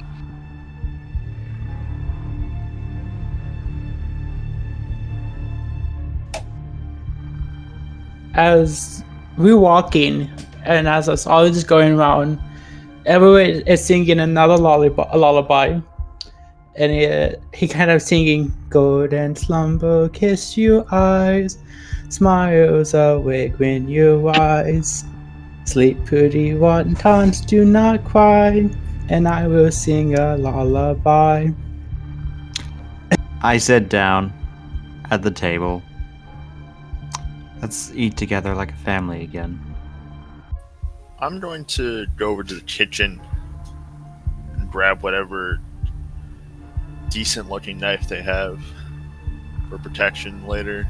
There is a lovingly polished set of actual sterling silver in the drawer. And in a place that clearly has not been lived in, or seemingly shouldn't have been lived in to match the other homes near it, there's no reason for it to be polished as sharply and brightly as it is. Everything about this home, about this place, seems to be being upkept, as if something refuses to allow it to die. With seeing the unseen, can I see anything? You don't want to, but you can. Well, it's better to know than not to know. When humans die, depending on how they die, they leave behind their attachments. They leave behind fetters that tie them to the place. The toys strewn around the floor are the fetter for Everett and Sasha. The silverware in the kitchen are the fetters for the wife, Patricia. That there's no spirit of the husband. Because the husband is sitting there with you at the table asking you to eat dinner with him. But unfortunately, living with the undead remnant of their father and husband has twisted these spirits so that they reflect the manner in which their lives were ended, how they were slaughtered, is all across their face and bodies. You see the ruined visages of the family of the man sitting at the table with you. You see them, as you look away out of the corner of your eye, reliving the moments where some animalistic kindred had their way with them. When you look back, you only see the result, the after effect, where they died, the wounds on their bodies leaking their life's blood. But the moment your eye slides away from them, just there in the corner, just out of direct line of sight, they relive the vicious, animalistic, bestial attack that caused their lives and their family to end. Every time you look away. You see Abner's face begin to tremble. Are you alright?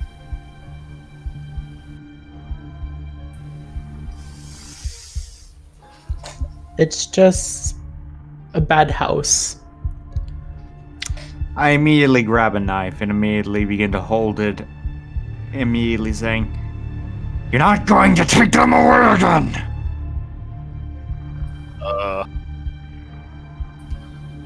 I thought we were.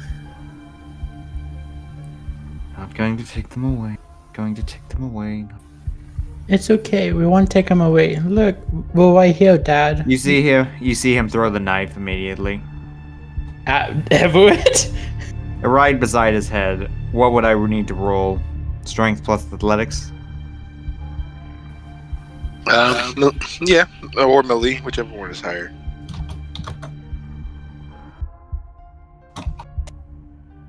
As he does that, I'm gonna try to make it obvious that I want David to hit him over his head, hopefully to knock him out.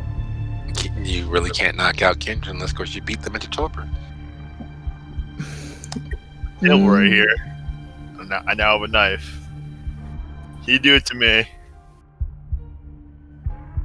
Dad, look at me. It's me, Edward. Look at me. Abner, would you be so kind as to roll your composure?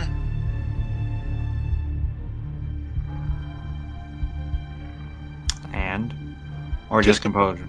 Oh, just composure? Oh, yep. Perfect. Add hunger? Yes. Oh, Kentucky.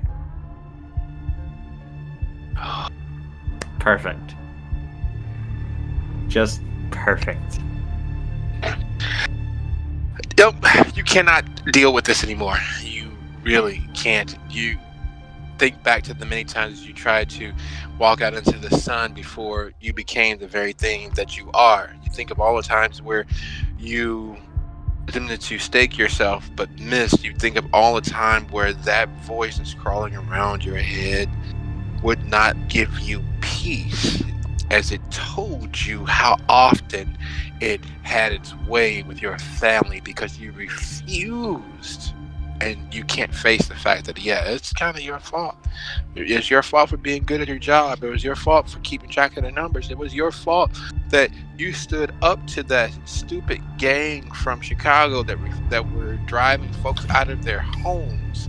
You refused to accept that anything and anyone could take your family's future from you.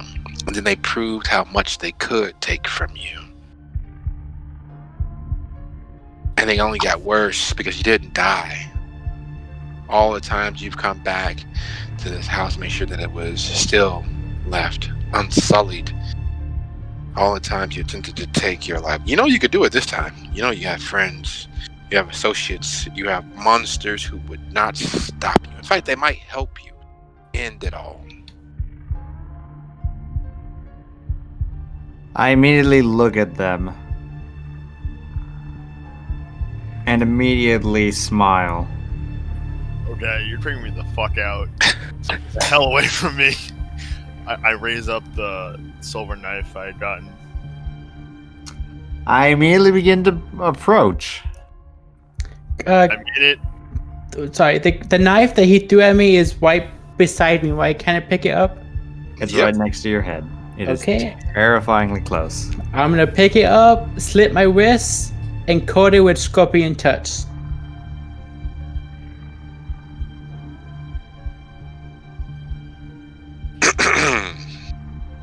And let me do the rolling. That will require a bit of effort on your part, Abner. He is destroying facets of your family life in front of you. Repeat yourself, I didn't hear well.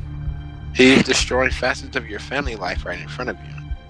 He's soiling their memory. He's pissing on their gravestone. This monster is deciding to defile what's left of your family. I immediately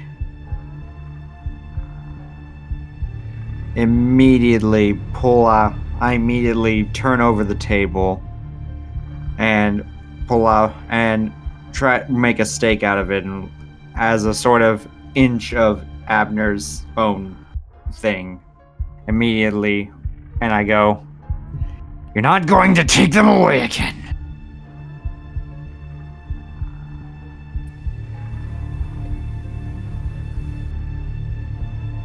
David, are you better with the knife than I am? Probably. Here. Take this knife and make sure not to cut yourself with it.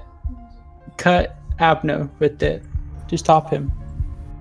Just cut him. Don't do anything rash. Just make sure it gets into. And the blade is coated with my vitae, so I'm trying to be like, don't let it go inside of you. Alright. I'll try my best not to stab myself. If he stages me, he should probably just head the hell out of here. I'll be a goner. The fact that this could literally end in any way is terrifying. As Can I roll my usual dex plus melee to cut him unlethally? You can try to cut him. Yes, of course. I had a quick question. Could David throw the knife at him? Are you telling him to? Hey, that's up to David. I say don't kill him, but I would say not to do anything other than to, make sure the blood goes into your system. Alright, I'll throw it straight center mass.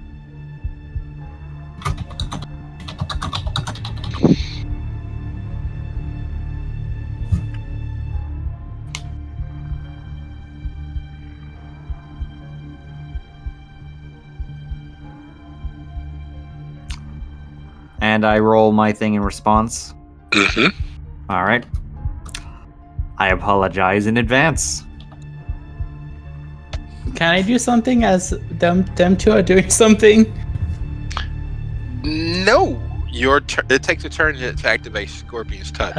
So while that was going on, and you tossed the blade, that would have been your full attention, and especially the verbal planning of it all. So messy crit. Mm-hmm. This is the second one of the evening for you. So you were attempting to stop Edward or stop Sasha from destroying your family? I'm gonna go with Sasha right fast because he's gonna work his way up. Because he is unhinged right now. Okay. Unfortunately, two things happen at the same time. That Sasha's actions of tossing the silvered knife coated in poisonous vitae at you happens as you impale Sasha with your stake. You put Sasha to sleep. As Sasha falls, would you be so kind as to roll your stamina plus occult for me, please? And while you are rolling that, Everett, I need you to roll your strength plus blood sorcery for me, please. Can we just say that he wins? Because 1. You know what? Just actually, let's see how bad it is. I'm rerolling. Oh shit. You only have 1? I only have 1 stamina. Well, that beats my 3, I guess. 3 beats your side. Alright, so as Sasha falls to sleep in front of you, her eyes still open, without meaning to, passively and unaware of why you're doing it, you catch Sasha instead of allowing her to fall and hurt herself on the floor. As you do so, you've experienced the worst angina you have ever felt. It's worse than what your dad said that it was. You've had angina at work several times, and you know you got the chest pain that you thought was a heart attack, but this is so much worse than that. Your whole left arm is on fire. Tears well up in your eyes. Bloody tears. Out of all 3.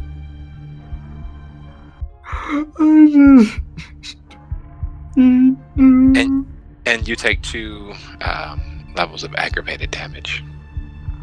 Am I knocked out because of the thing? It doesn't put you to sleep, but it would give you an opportunity to roll your humanity. Because as you watch your daughter fall to sleep, never to wake again, it would definitely would trigger Abner with his actual family. It would actually trigger him with his actual Critical success. You know that pain all too well, and while Sasha is not your daughter, you understand why he went as far as he did. You know how far you would go if anything were to happen to your wife. You know how far you would go if anything were to happen to your partner, even though he was willing to use your zealotry to rid the world of creatures such as this. But there's a humanity in that insanity. There's a very real fact that this person, who you were, living in your blood, why they fought as hard as they did, as long as they did, and why that was the only thing left of them. It's their love and adoration for their family, the pain of their loss. Does Abner regain control? Yes. Okay. As soon as he comes back, ow! Motherfucker! And then I accidentally drop David. Ow! What the? Okay, I know what you did, but also, ow! What did I do? Stare daggers at him as I fall to the ground. I take the stake out immediately, like, ow!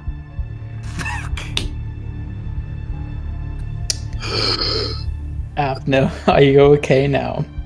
Yeah, I'm back. Also, ow! I'm sorry about having to do something. It's just that Yeah, I'm sorry for staking David. Also, ow! Ow!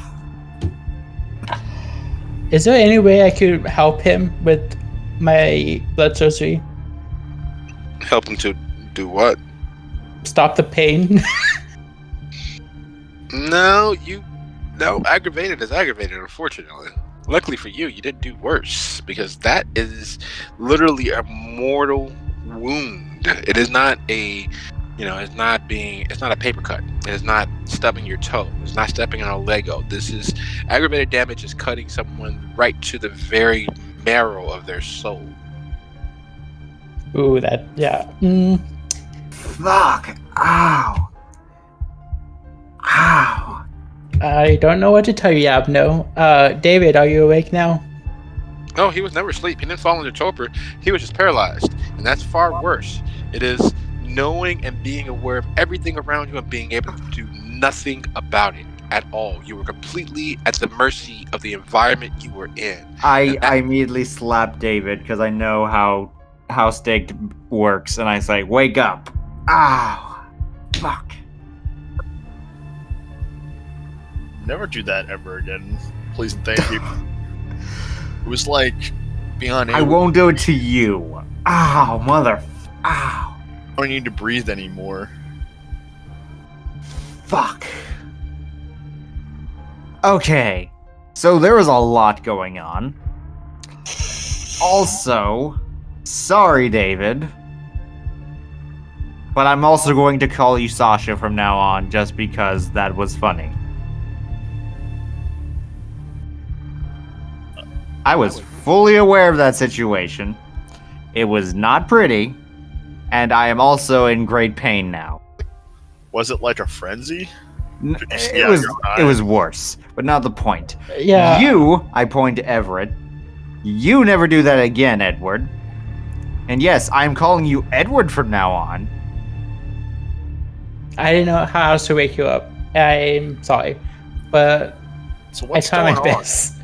Abner hit his head. Remember, I tried this. You can tell him it doesn't matter. He's part of the coterie. He'll keep the secret, or I stake him again. He's Sometimes, talking like he's some freaking hardworking dad with two loving kids. Yeah, that would be the guy I ate. Ah, my fucking face. I mean, I already know of two people, one person he's eaten. What's the difference in this time? Ah, my. He's already a cannibal. well, as we're standing here, why don't we find a way out of town without be something y'all really to do? I know Abner's face is kind of, not so good right now, and David just woke up from paralyzation. By the way, I am fully aware of how that feels, David. So I apologize for putting you through it. Everett? Yes. Ah, motherfucking. Everett, Why didn't. I'm kind of sad that he didn't stake you instead. Everett, as you're standing there and you guys are talking, you watch as the wife is being savaged. The thing that attacked her, the kindred that attacked her, spared no bit of cruelty. It tore it into her womanhood and ripped out with its teeth. It made its way mauling across every inch from hip to throat, biting and tearing grievously on purpose to leave as much blood splattered across the floor as possible. With them permanently in the edges of your sight, with you talking to Abner and David, you're able to see the gruesome attack that the kindred visited upon this family. Unless, of course, you choose to look directly at it. I wanted to better look at the kindred. Would I happen to know him? Oh, know them? Yeah.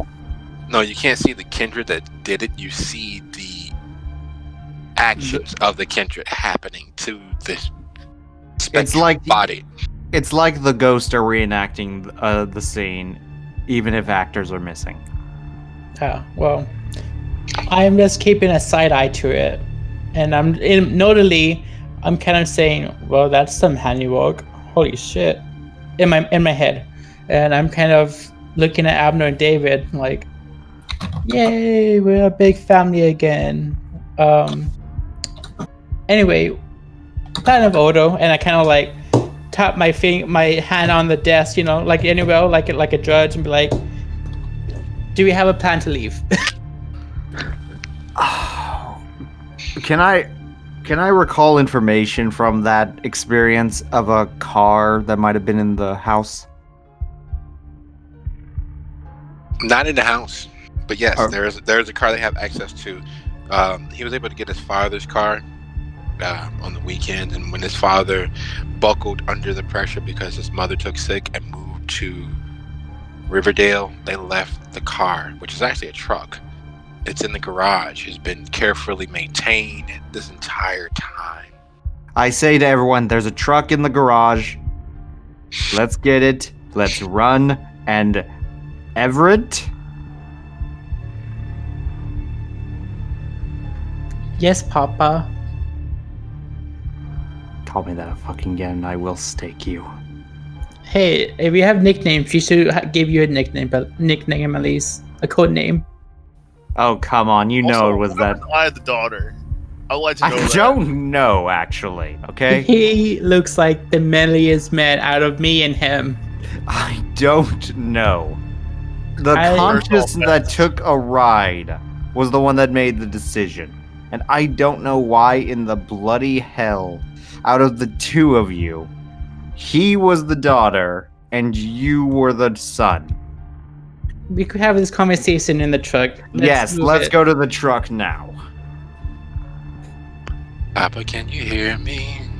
As you all make it to the garage and open the door, it is more of the same, unfortunately to say. It is literally more of the same. The kindred that now lives in Abner's blood spent many nights making sure that the truck was polished and cleaned and kept up to operational standards. It was a loving example of loss. It is a 1920s farm truck. It is a Ford that has been polished and touched up paint-wise and kept in perfect running order. It should not start. But the moment you get in, wind the crank, and turn the key, it starts up with a roar and purr that should not be possible in a truck of its age.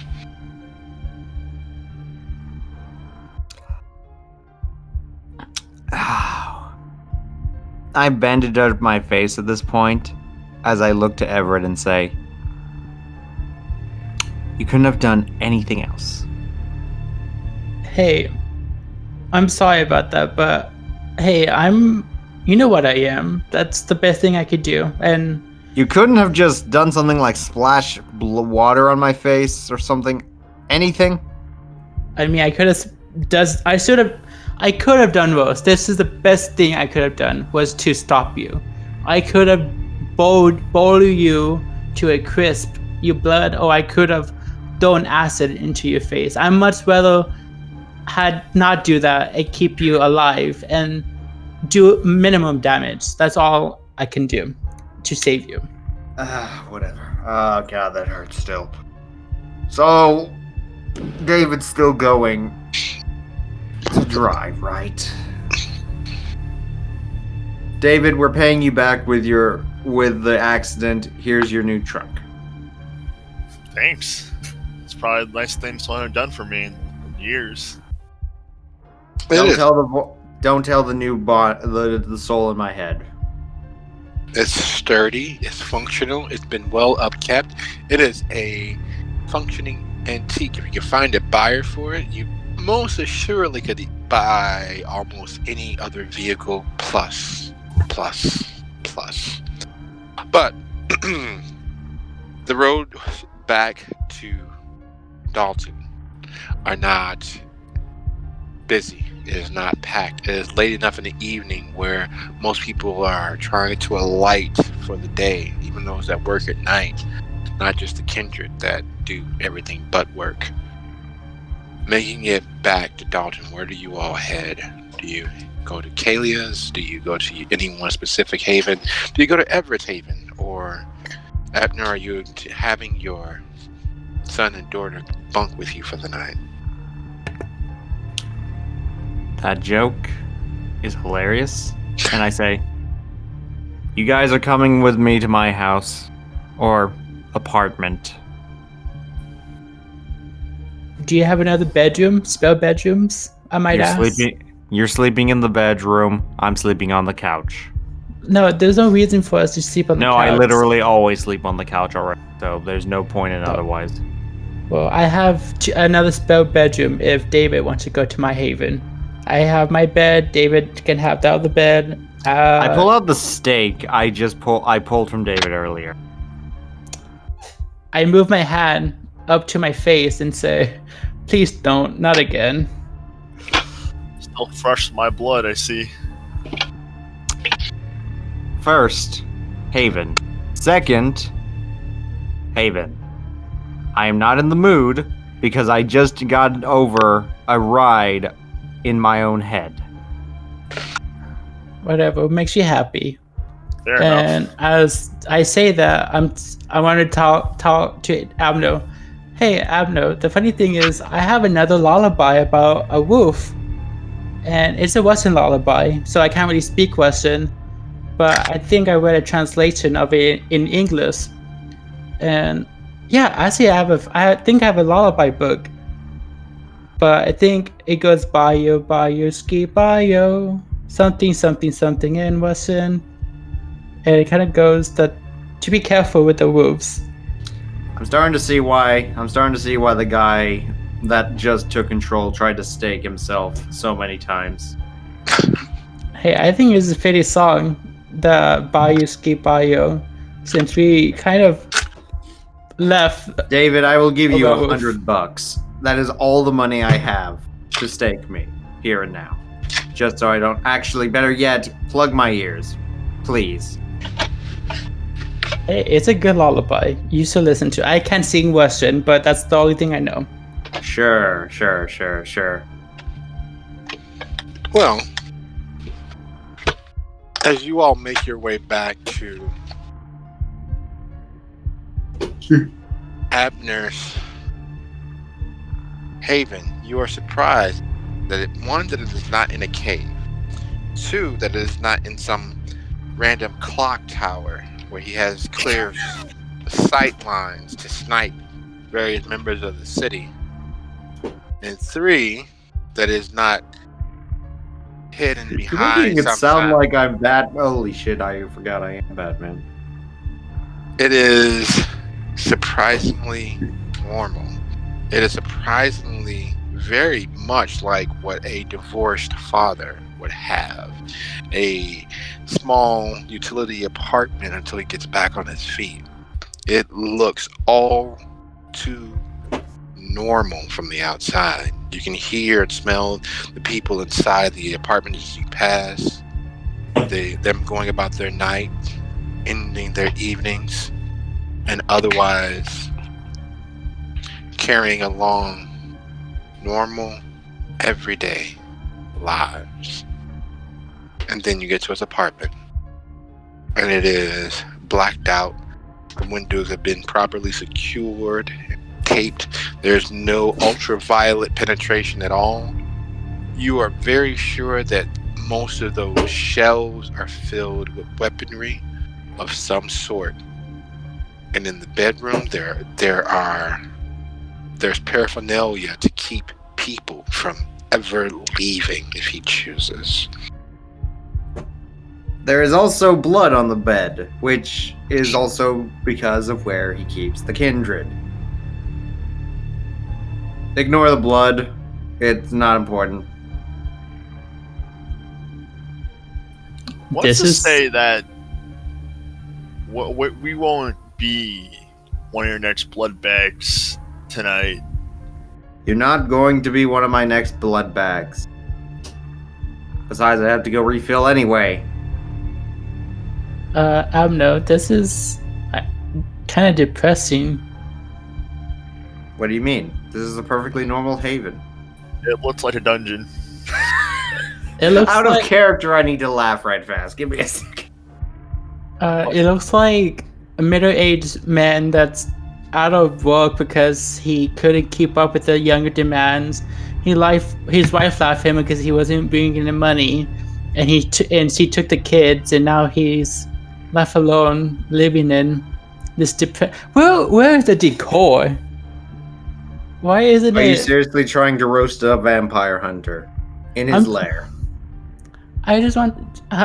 Do you need help decorating? At least make it look a little lively. Why would I do that? I literally keep people in here to eat later. Why in the hell would I do that? To at least let them see something nice for a change. God. But thank you for your hospitality, my dearest friend. By the way, the very top of if you look on the roof of the bed when you lay down, it just says, repent. It just says, repent. You seem to be kind of kinky, don't you, Abner? Well, considering I was born considering I mostly worked under the Society of St. Leopold, yeah, a lot of the values stuck. There's a certain passage, there's several certain passages that always come to mind. It is that the value of repentance assures a soul's ascension. It is the key to get to the door. But you having the key, it still requires your effort to walk through. And much that same philosophy of repenting the wrong and forgiving the guilt that one carries with themselves, while your blood is not at peace because of the very real mortal wounds that you've suffered, there is a certain peace that shouldn't be there for you because you've lived in the mind of a kindred who was as far from human as possible and still remained bipedal. Yet there was still that attention and care and love and loyalty to their family. That is the opposite of monstrous. It was the only bit of light that remained, and that light is powerful enough to change rivers, to change continents, to change almost anything. And that monster possessed it with such faith and purity that even now thinking on it, it causes an uncomfortable stirring of conscience. You don't hear anything Abner says as he just goes in his own heads like, could they change? And then I look at my own hand. Could I change? David, you survived many things being paranoid. You survived even more by being the fortune that favored the bold. You've been disastrously reckless in direct exponential proportion to how paranoid you were because of your creation. There is nothing more frightening. There's nothing more dangerous to your psyche than being helpless. And for the briefest of 3.67 seconds, you were completely hopeless. You were at the mercy of a being you know consumes what you are, what you've become. There's nothing more frightening than that. Completely at the mercy of something that has no mercy. I'm not going to even talk about the despair that was palpable. It's like walking into someone's perfume cloud. It stuck with you even after you exited it. That's where you were. You were in the absence of hope. Helpless. You mentioned earlier, Abner, that you know what it felt like to be staked. What was it like for you?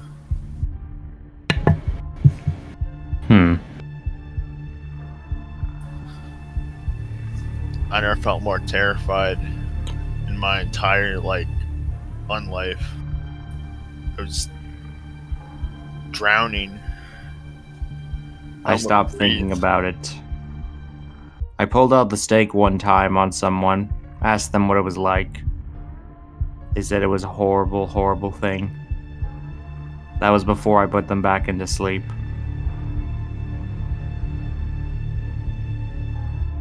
Sometimes I can hear them as they cry. Just kill me already. That's what they think. I'd prefer that too, honestly, than being stuck in a state of bloodbed. Yeah, that's right about, yeah. Especially since I can usually use them as a feeding ground for about a week or maybe even a month in rare situations. Very useful.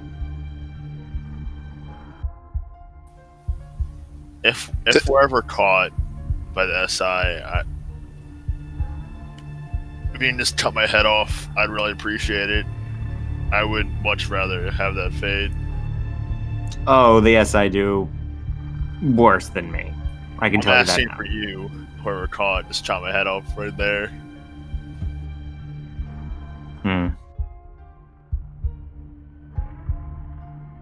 Everett, everything that you've seen tonight lets you know just how deep the well goes. You've skimmed across the surface. You've done your best to be aware without actually staring into the monstrousness that exists all around you. And unfortunately, there's some things that you just weren't successful at, and that was in not seeing it, and not seeing just how far things can fall. The wrong push, or in certain cases, the right push into monstrousness. Having watched a soul expire, having watched the ramifications of what happens when the kindred go to war, their carelessness, their animalistic bestiality in regards to its consumption of life, and yet the balance of that, watching and knowing just how all-consuming and dangerous the Second Inquisition can be. They unleashed hell. They moved with such determination that they were able to sweep a building packed to the rafters with kindred in the course of a few hours, and wipe them from the face of the world and the future to come. They ended the immortal. They killed things that were built to not be killed any longer.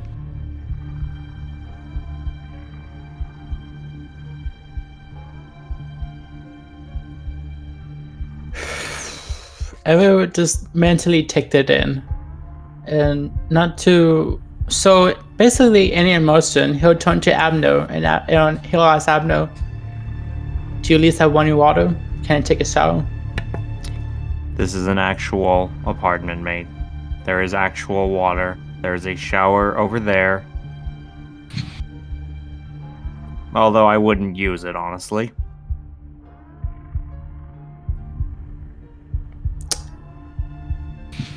As soon as you step into the bathroom, you see... it looks like a scene of a horror show.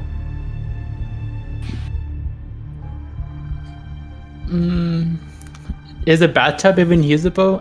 It's usable. It's just stained with kindred vitae. Where do you think I wash the bodies? You think I'd keep those things here for a month without washing them? I don't know what to tell you, but I'm kind of filthy. I'm just gonna take a shower if that's fine with you. Oh, sure, go ahead. I don't know if you have any clothes for me, but All my clothes are, I look in my dresser and you see literally the most edgy looking clothing you can think of. I mean, I don't mind being naked. It's just that I prefer to have clothing. Sure, here. And then I pull out an entire set of what appears to be the most edgy, most Batman looking clothing you can think of. You got to some hot topic. Out of character, but I just imagined like he opens his closet up and it's just 10 identical black trench coats. It is exactly that, yes. Abner definitely is a leather daddy, that's for sure. And with the image of Everett stepping into the shower and Abner providing the most egregious violations of the masquerade possible, because now when Everett steps out, he will look like Celine from Underworld. Holy shit, this is kind of awesome, Abner. I mean, your decor has no taste, but at least your attire has taste. What? Oh, I got that. Well, it's one of my SI uniforms. So where do they find these guys? Recruitment? Did they just pick them from the dishonorably discharged? It depends. In my case, I was from a religious order. I had a military background, and as a result, that was how I was recruited. Basically, the military is on it. A lot of the military, a lot of the secret services, a lot of them are in on it. They're weaponizing Jehovah's Witnesses? They don't. Worse. Catholics, but close enough. Yeah, I just a joke. These guys are like total psychos. Out there, they were S-tuning people. I didn't see all of them turn to ash. Some of them were actually dishonorably discharged for. I think one of their records said that they violated the Geneva Conventions. I can't remember. Look, we threw the crazy people at the monsters, hoping it would kill them. Okay? But it did worse in a lot of cases.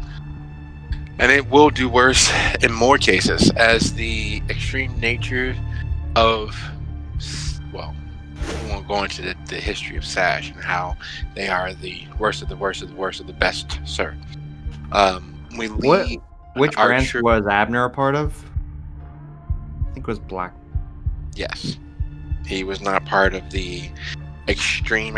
He was part of the operations and field. These are the outright tactical warfare. They close down scenes and make it visible as a war crime in pursuit of terrorists. They are the blackest of black groups. They are so off book. The book hasn't even been written officially, though they have the largesse and cover of only being called in the most direst of situations. Most people believe they're just another SWAT team, and that whatever they're tending to is clearly the worst of the worst. Their cover is that the situation is so bad that everyone's looking for a hero, even if that hero is just a bloody soaked mess. So they move in, sweep the area, kill everything moving, and then the cover stories begin. Then the media operations aspect of their actual organization kick into high gear. You hear things like fires that make their way through several city blocks. You hear things like gas mains rupturing and the loss of firefighters. You hear things like there was a 7-car pileup in the middle of nowhere. You hear things like the horror story of the car sliding beneath the semi, when in fact what happened was there was a 6-man team that caught their targets in the middle of a highway, and they swooped in and made sure that the highway was clear of anything living or unliving. And if they were right, then not many people hear about it. If they were wrong and there were witnesses, it becomes a tragedy. Oh my God, the school bus went over the bridge. Oh my God, there was an impact or collision. Oh my God, it was the most horrendous traffic accident you've ever heard of, or the most horrendous fire you ever heard of. It was so bad we lost firefighters. In truth, it is them moving through the world, moving through the nation, having their way with as many things of the dark and night as possible.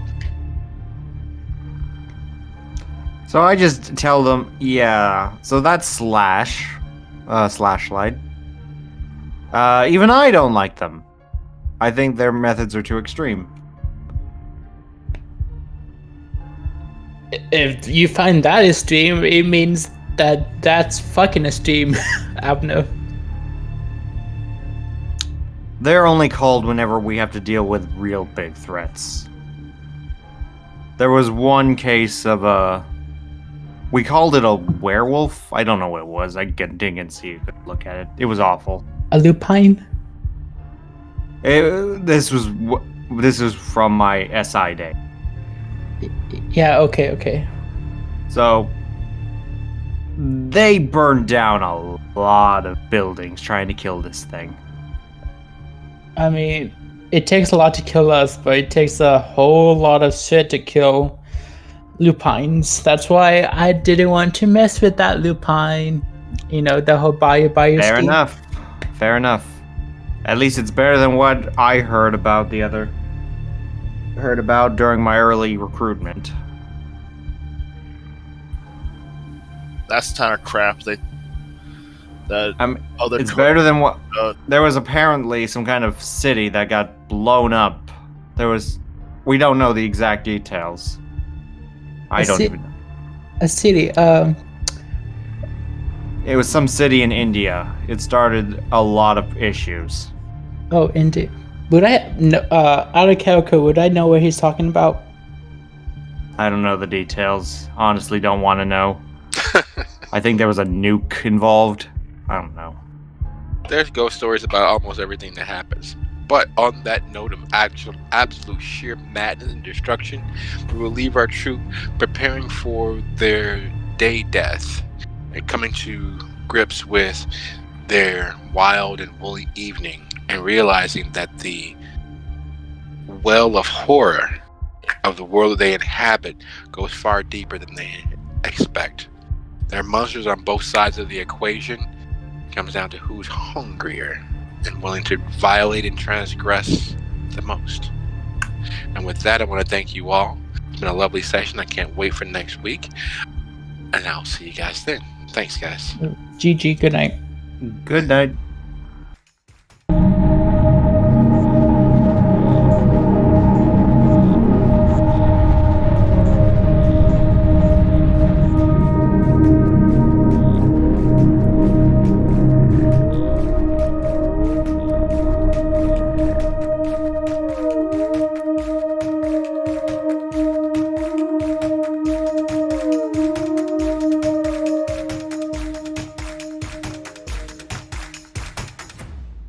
Please tell me Craig is going away. I don't like Craig.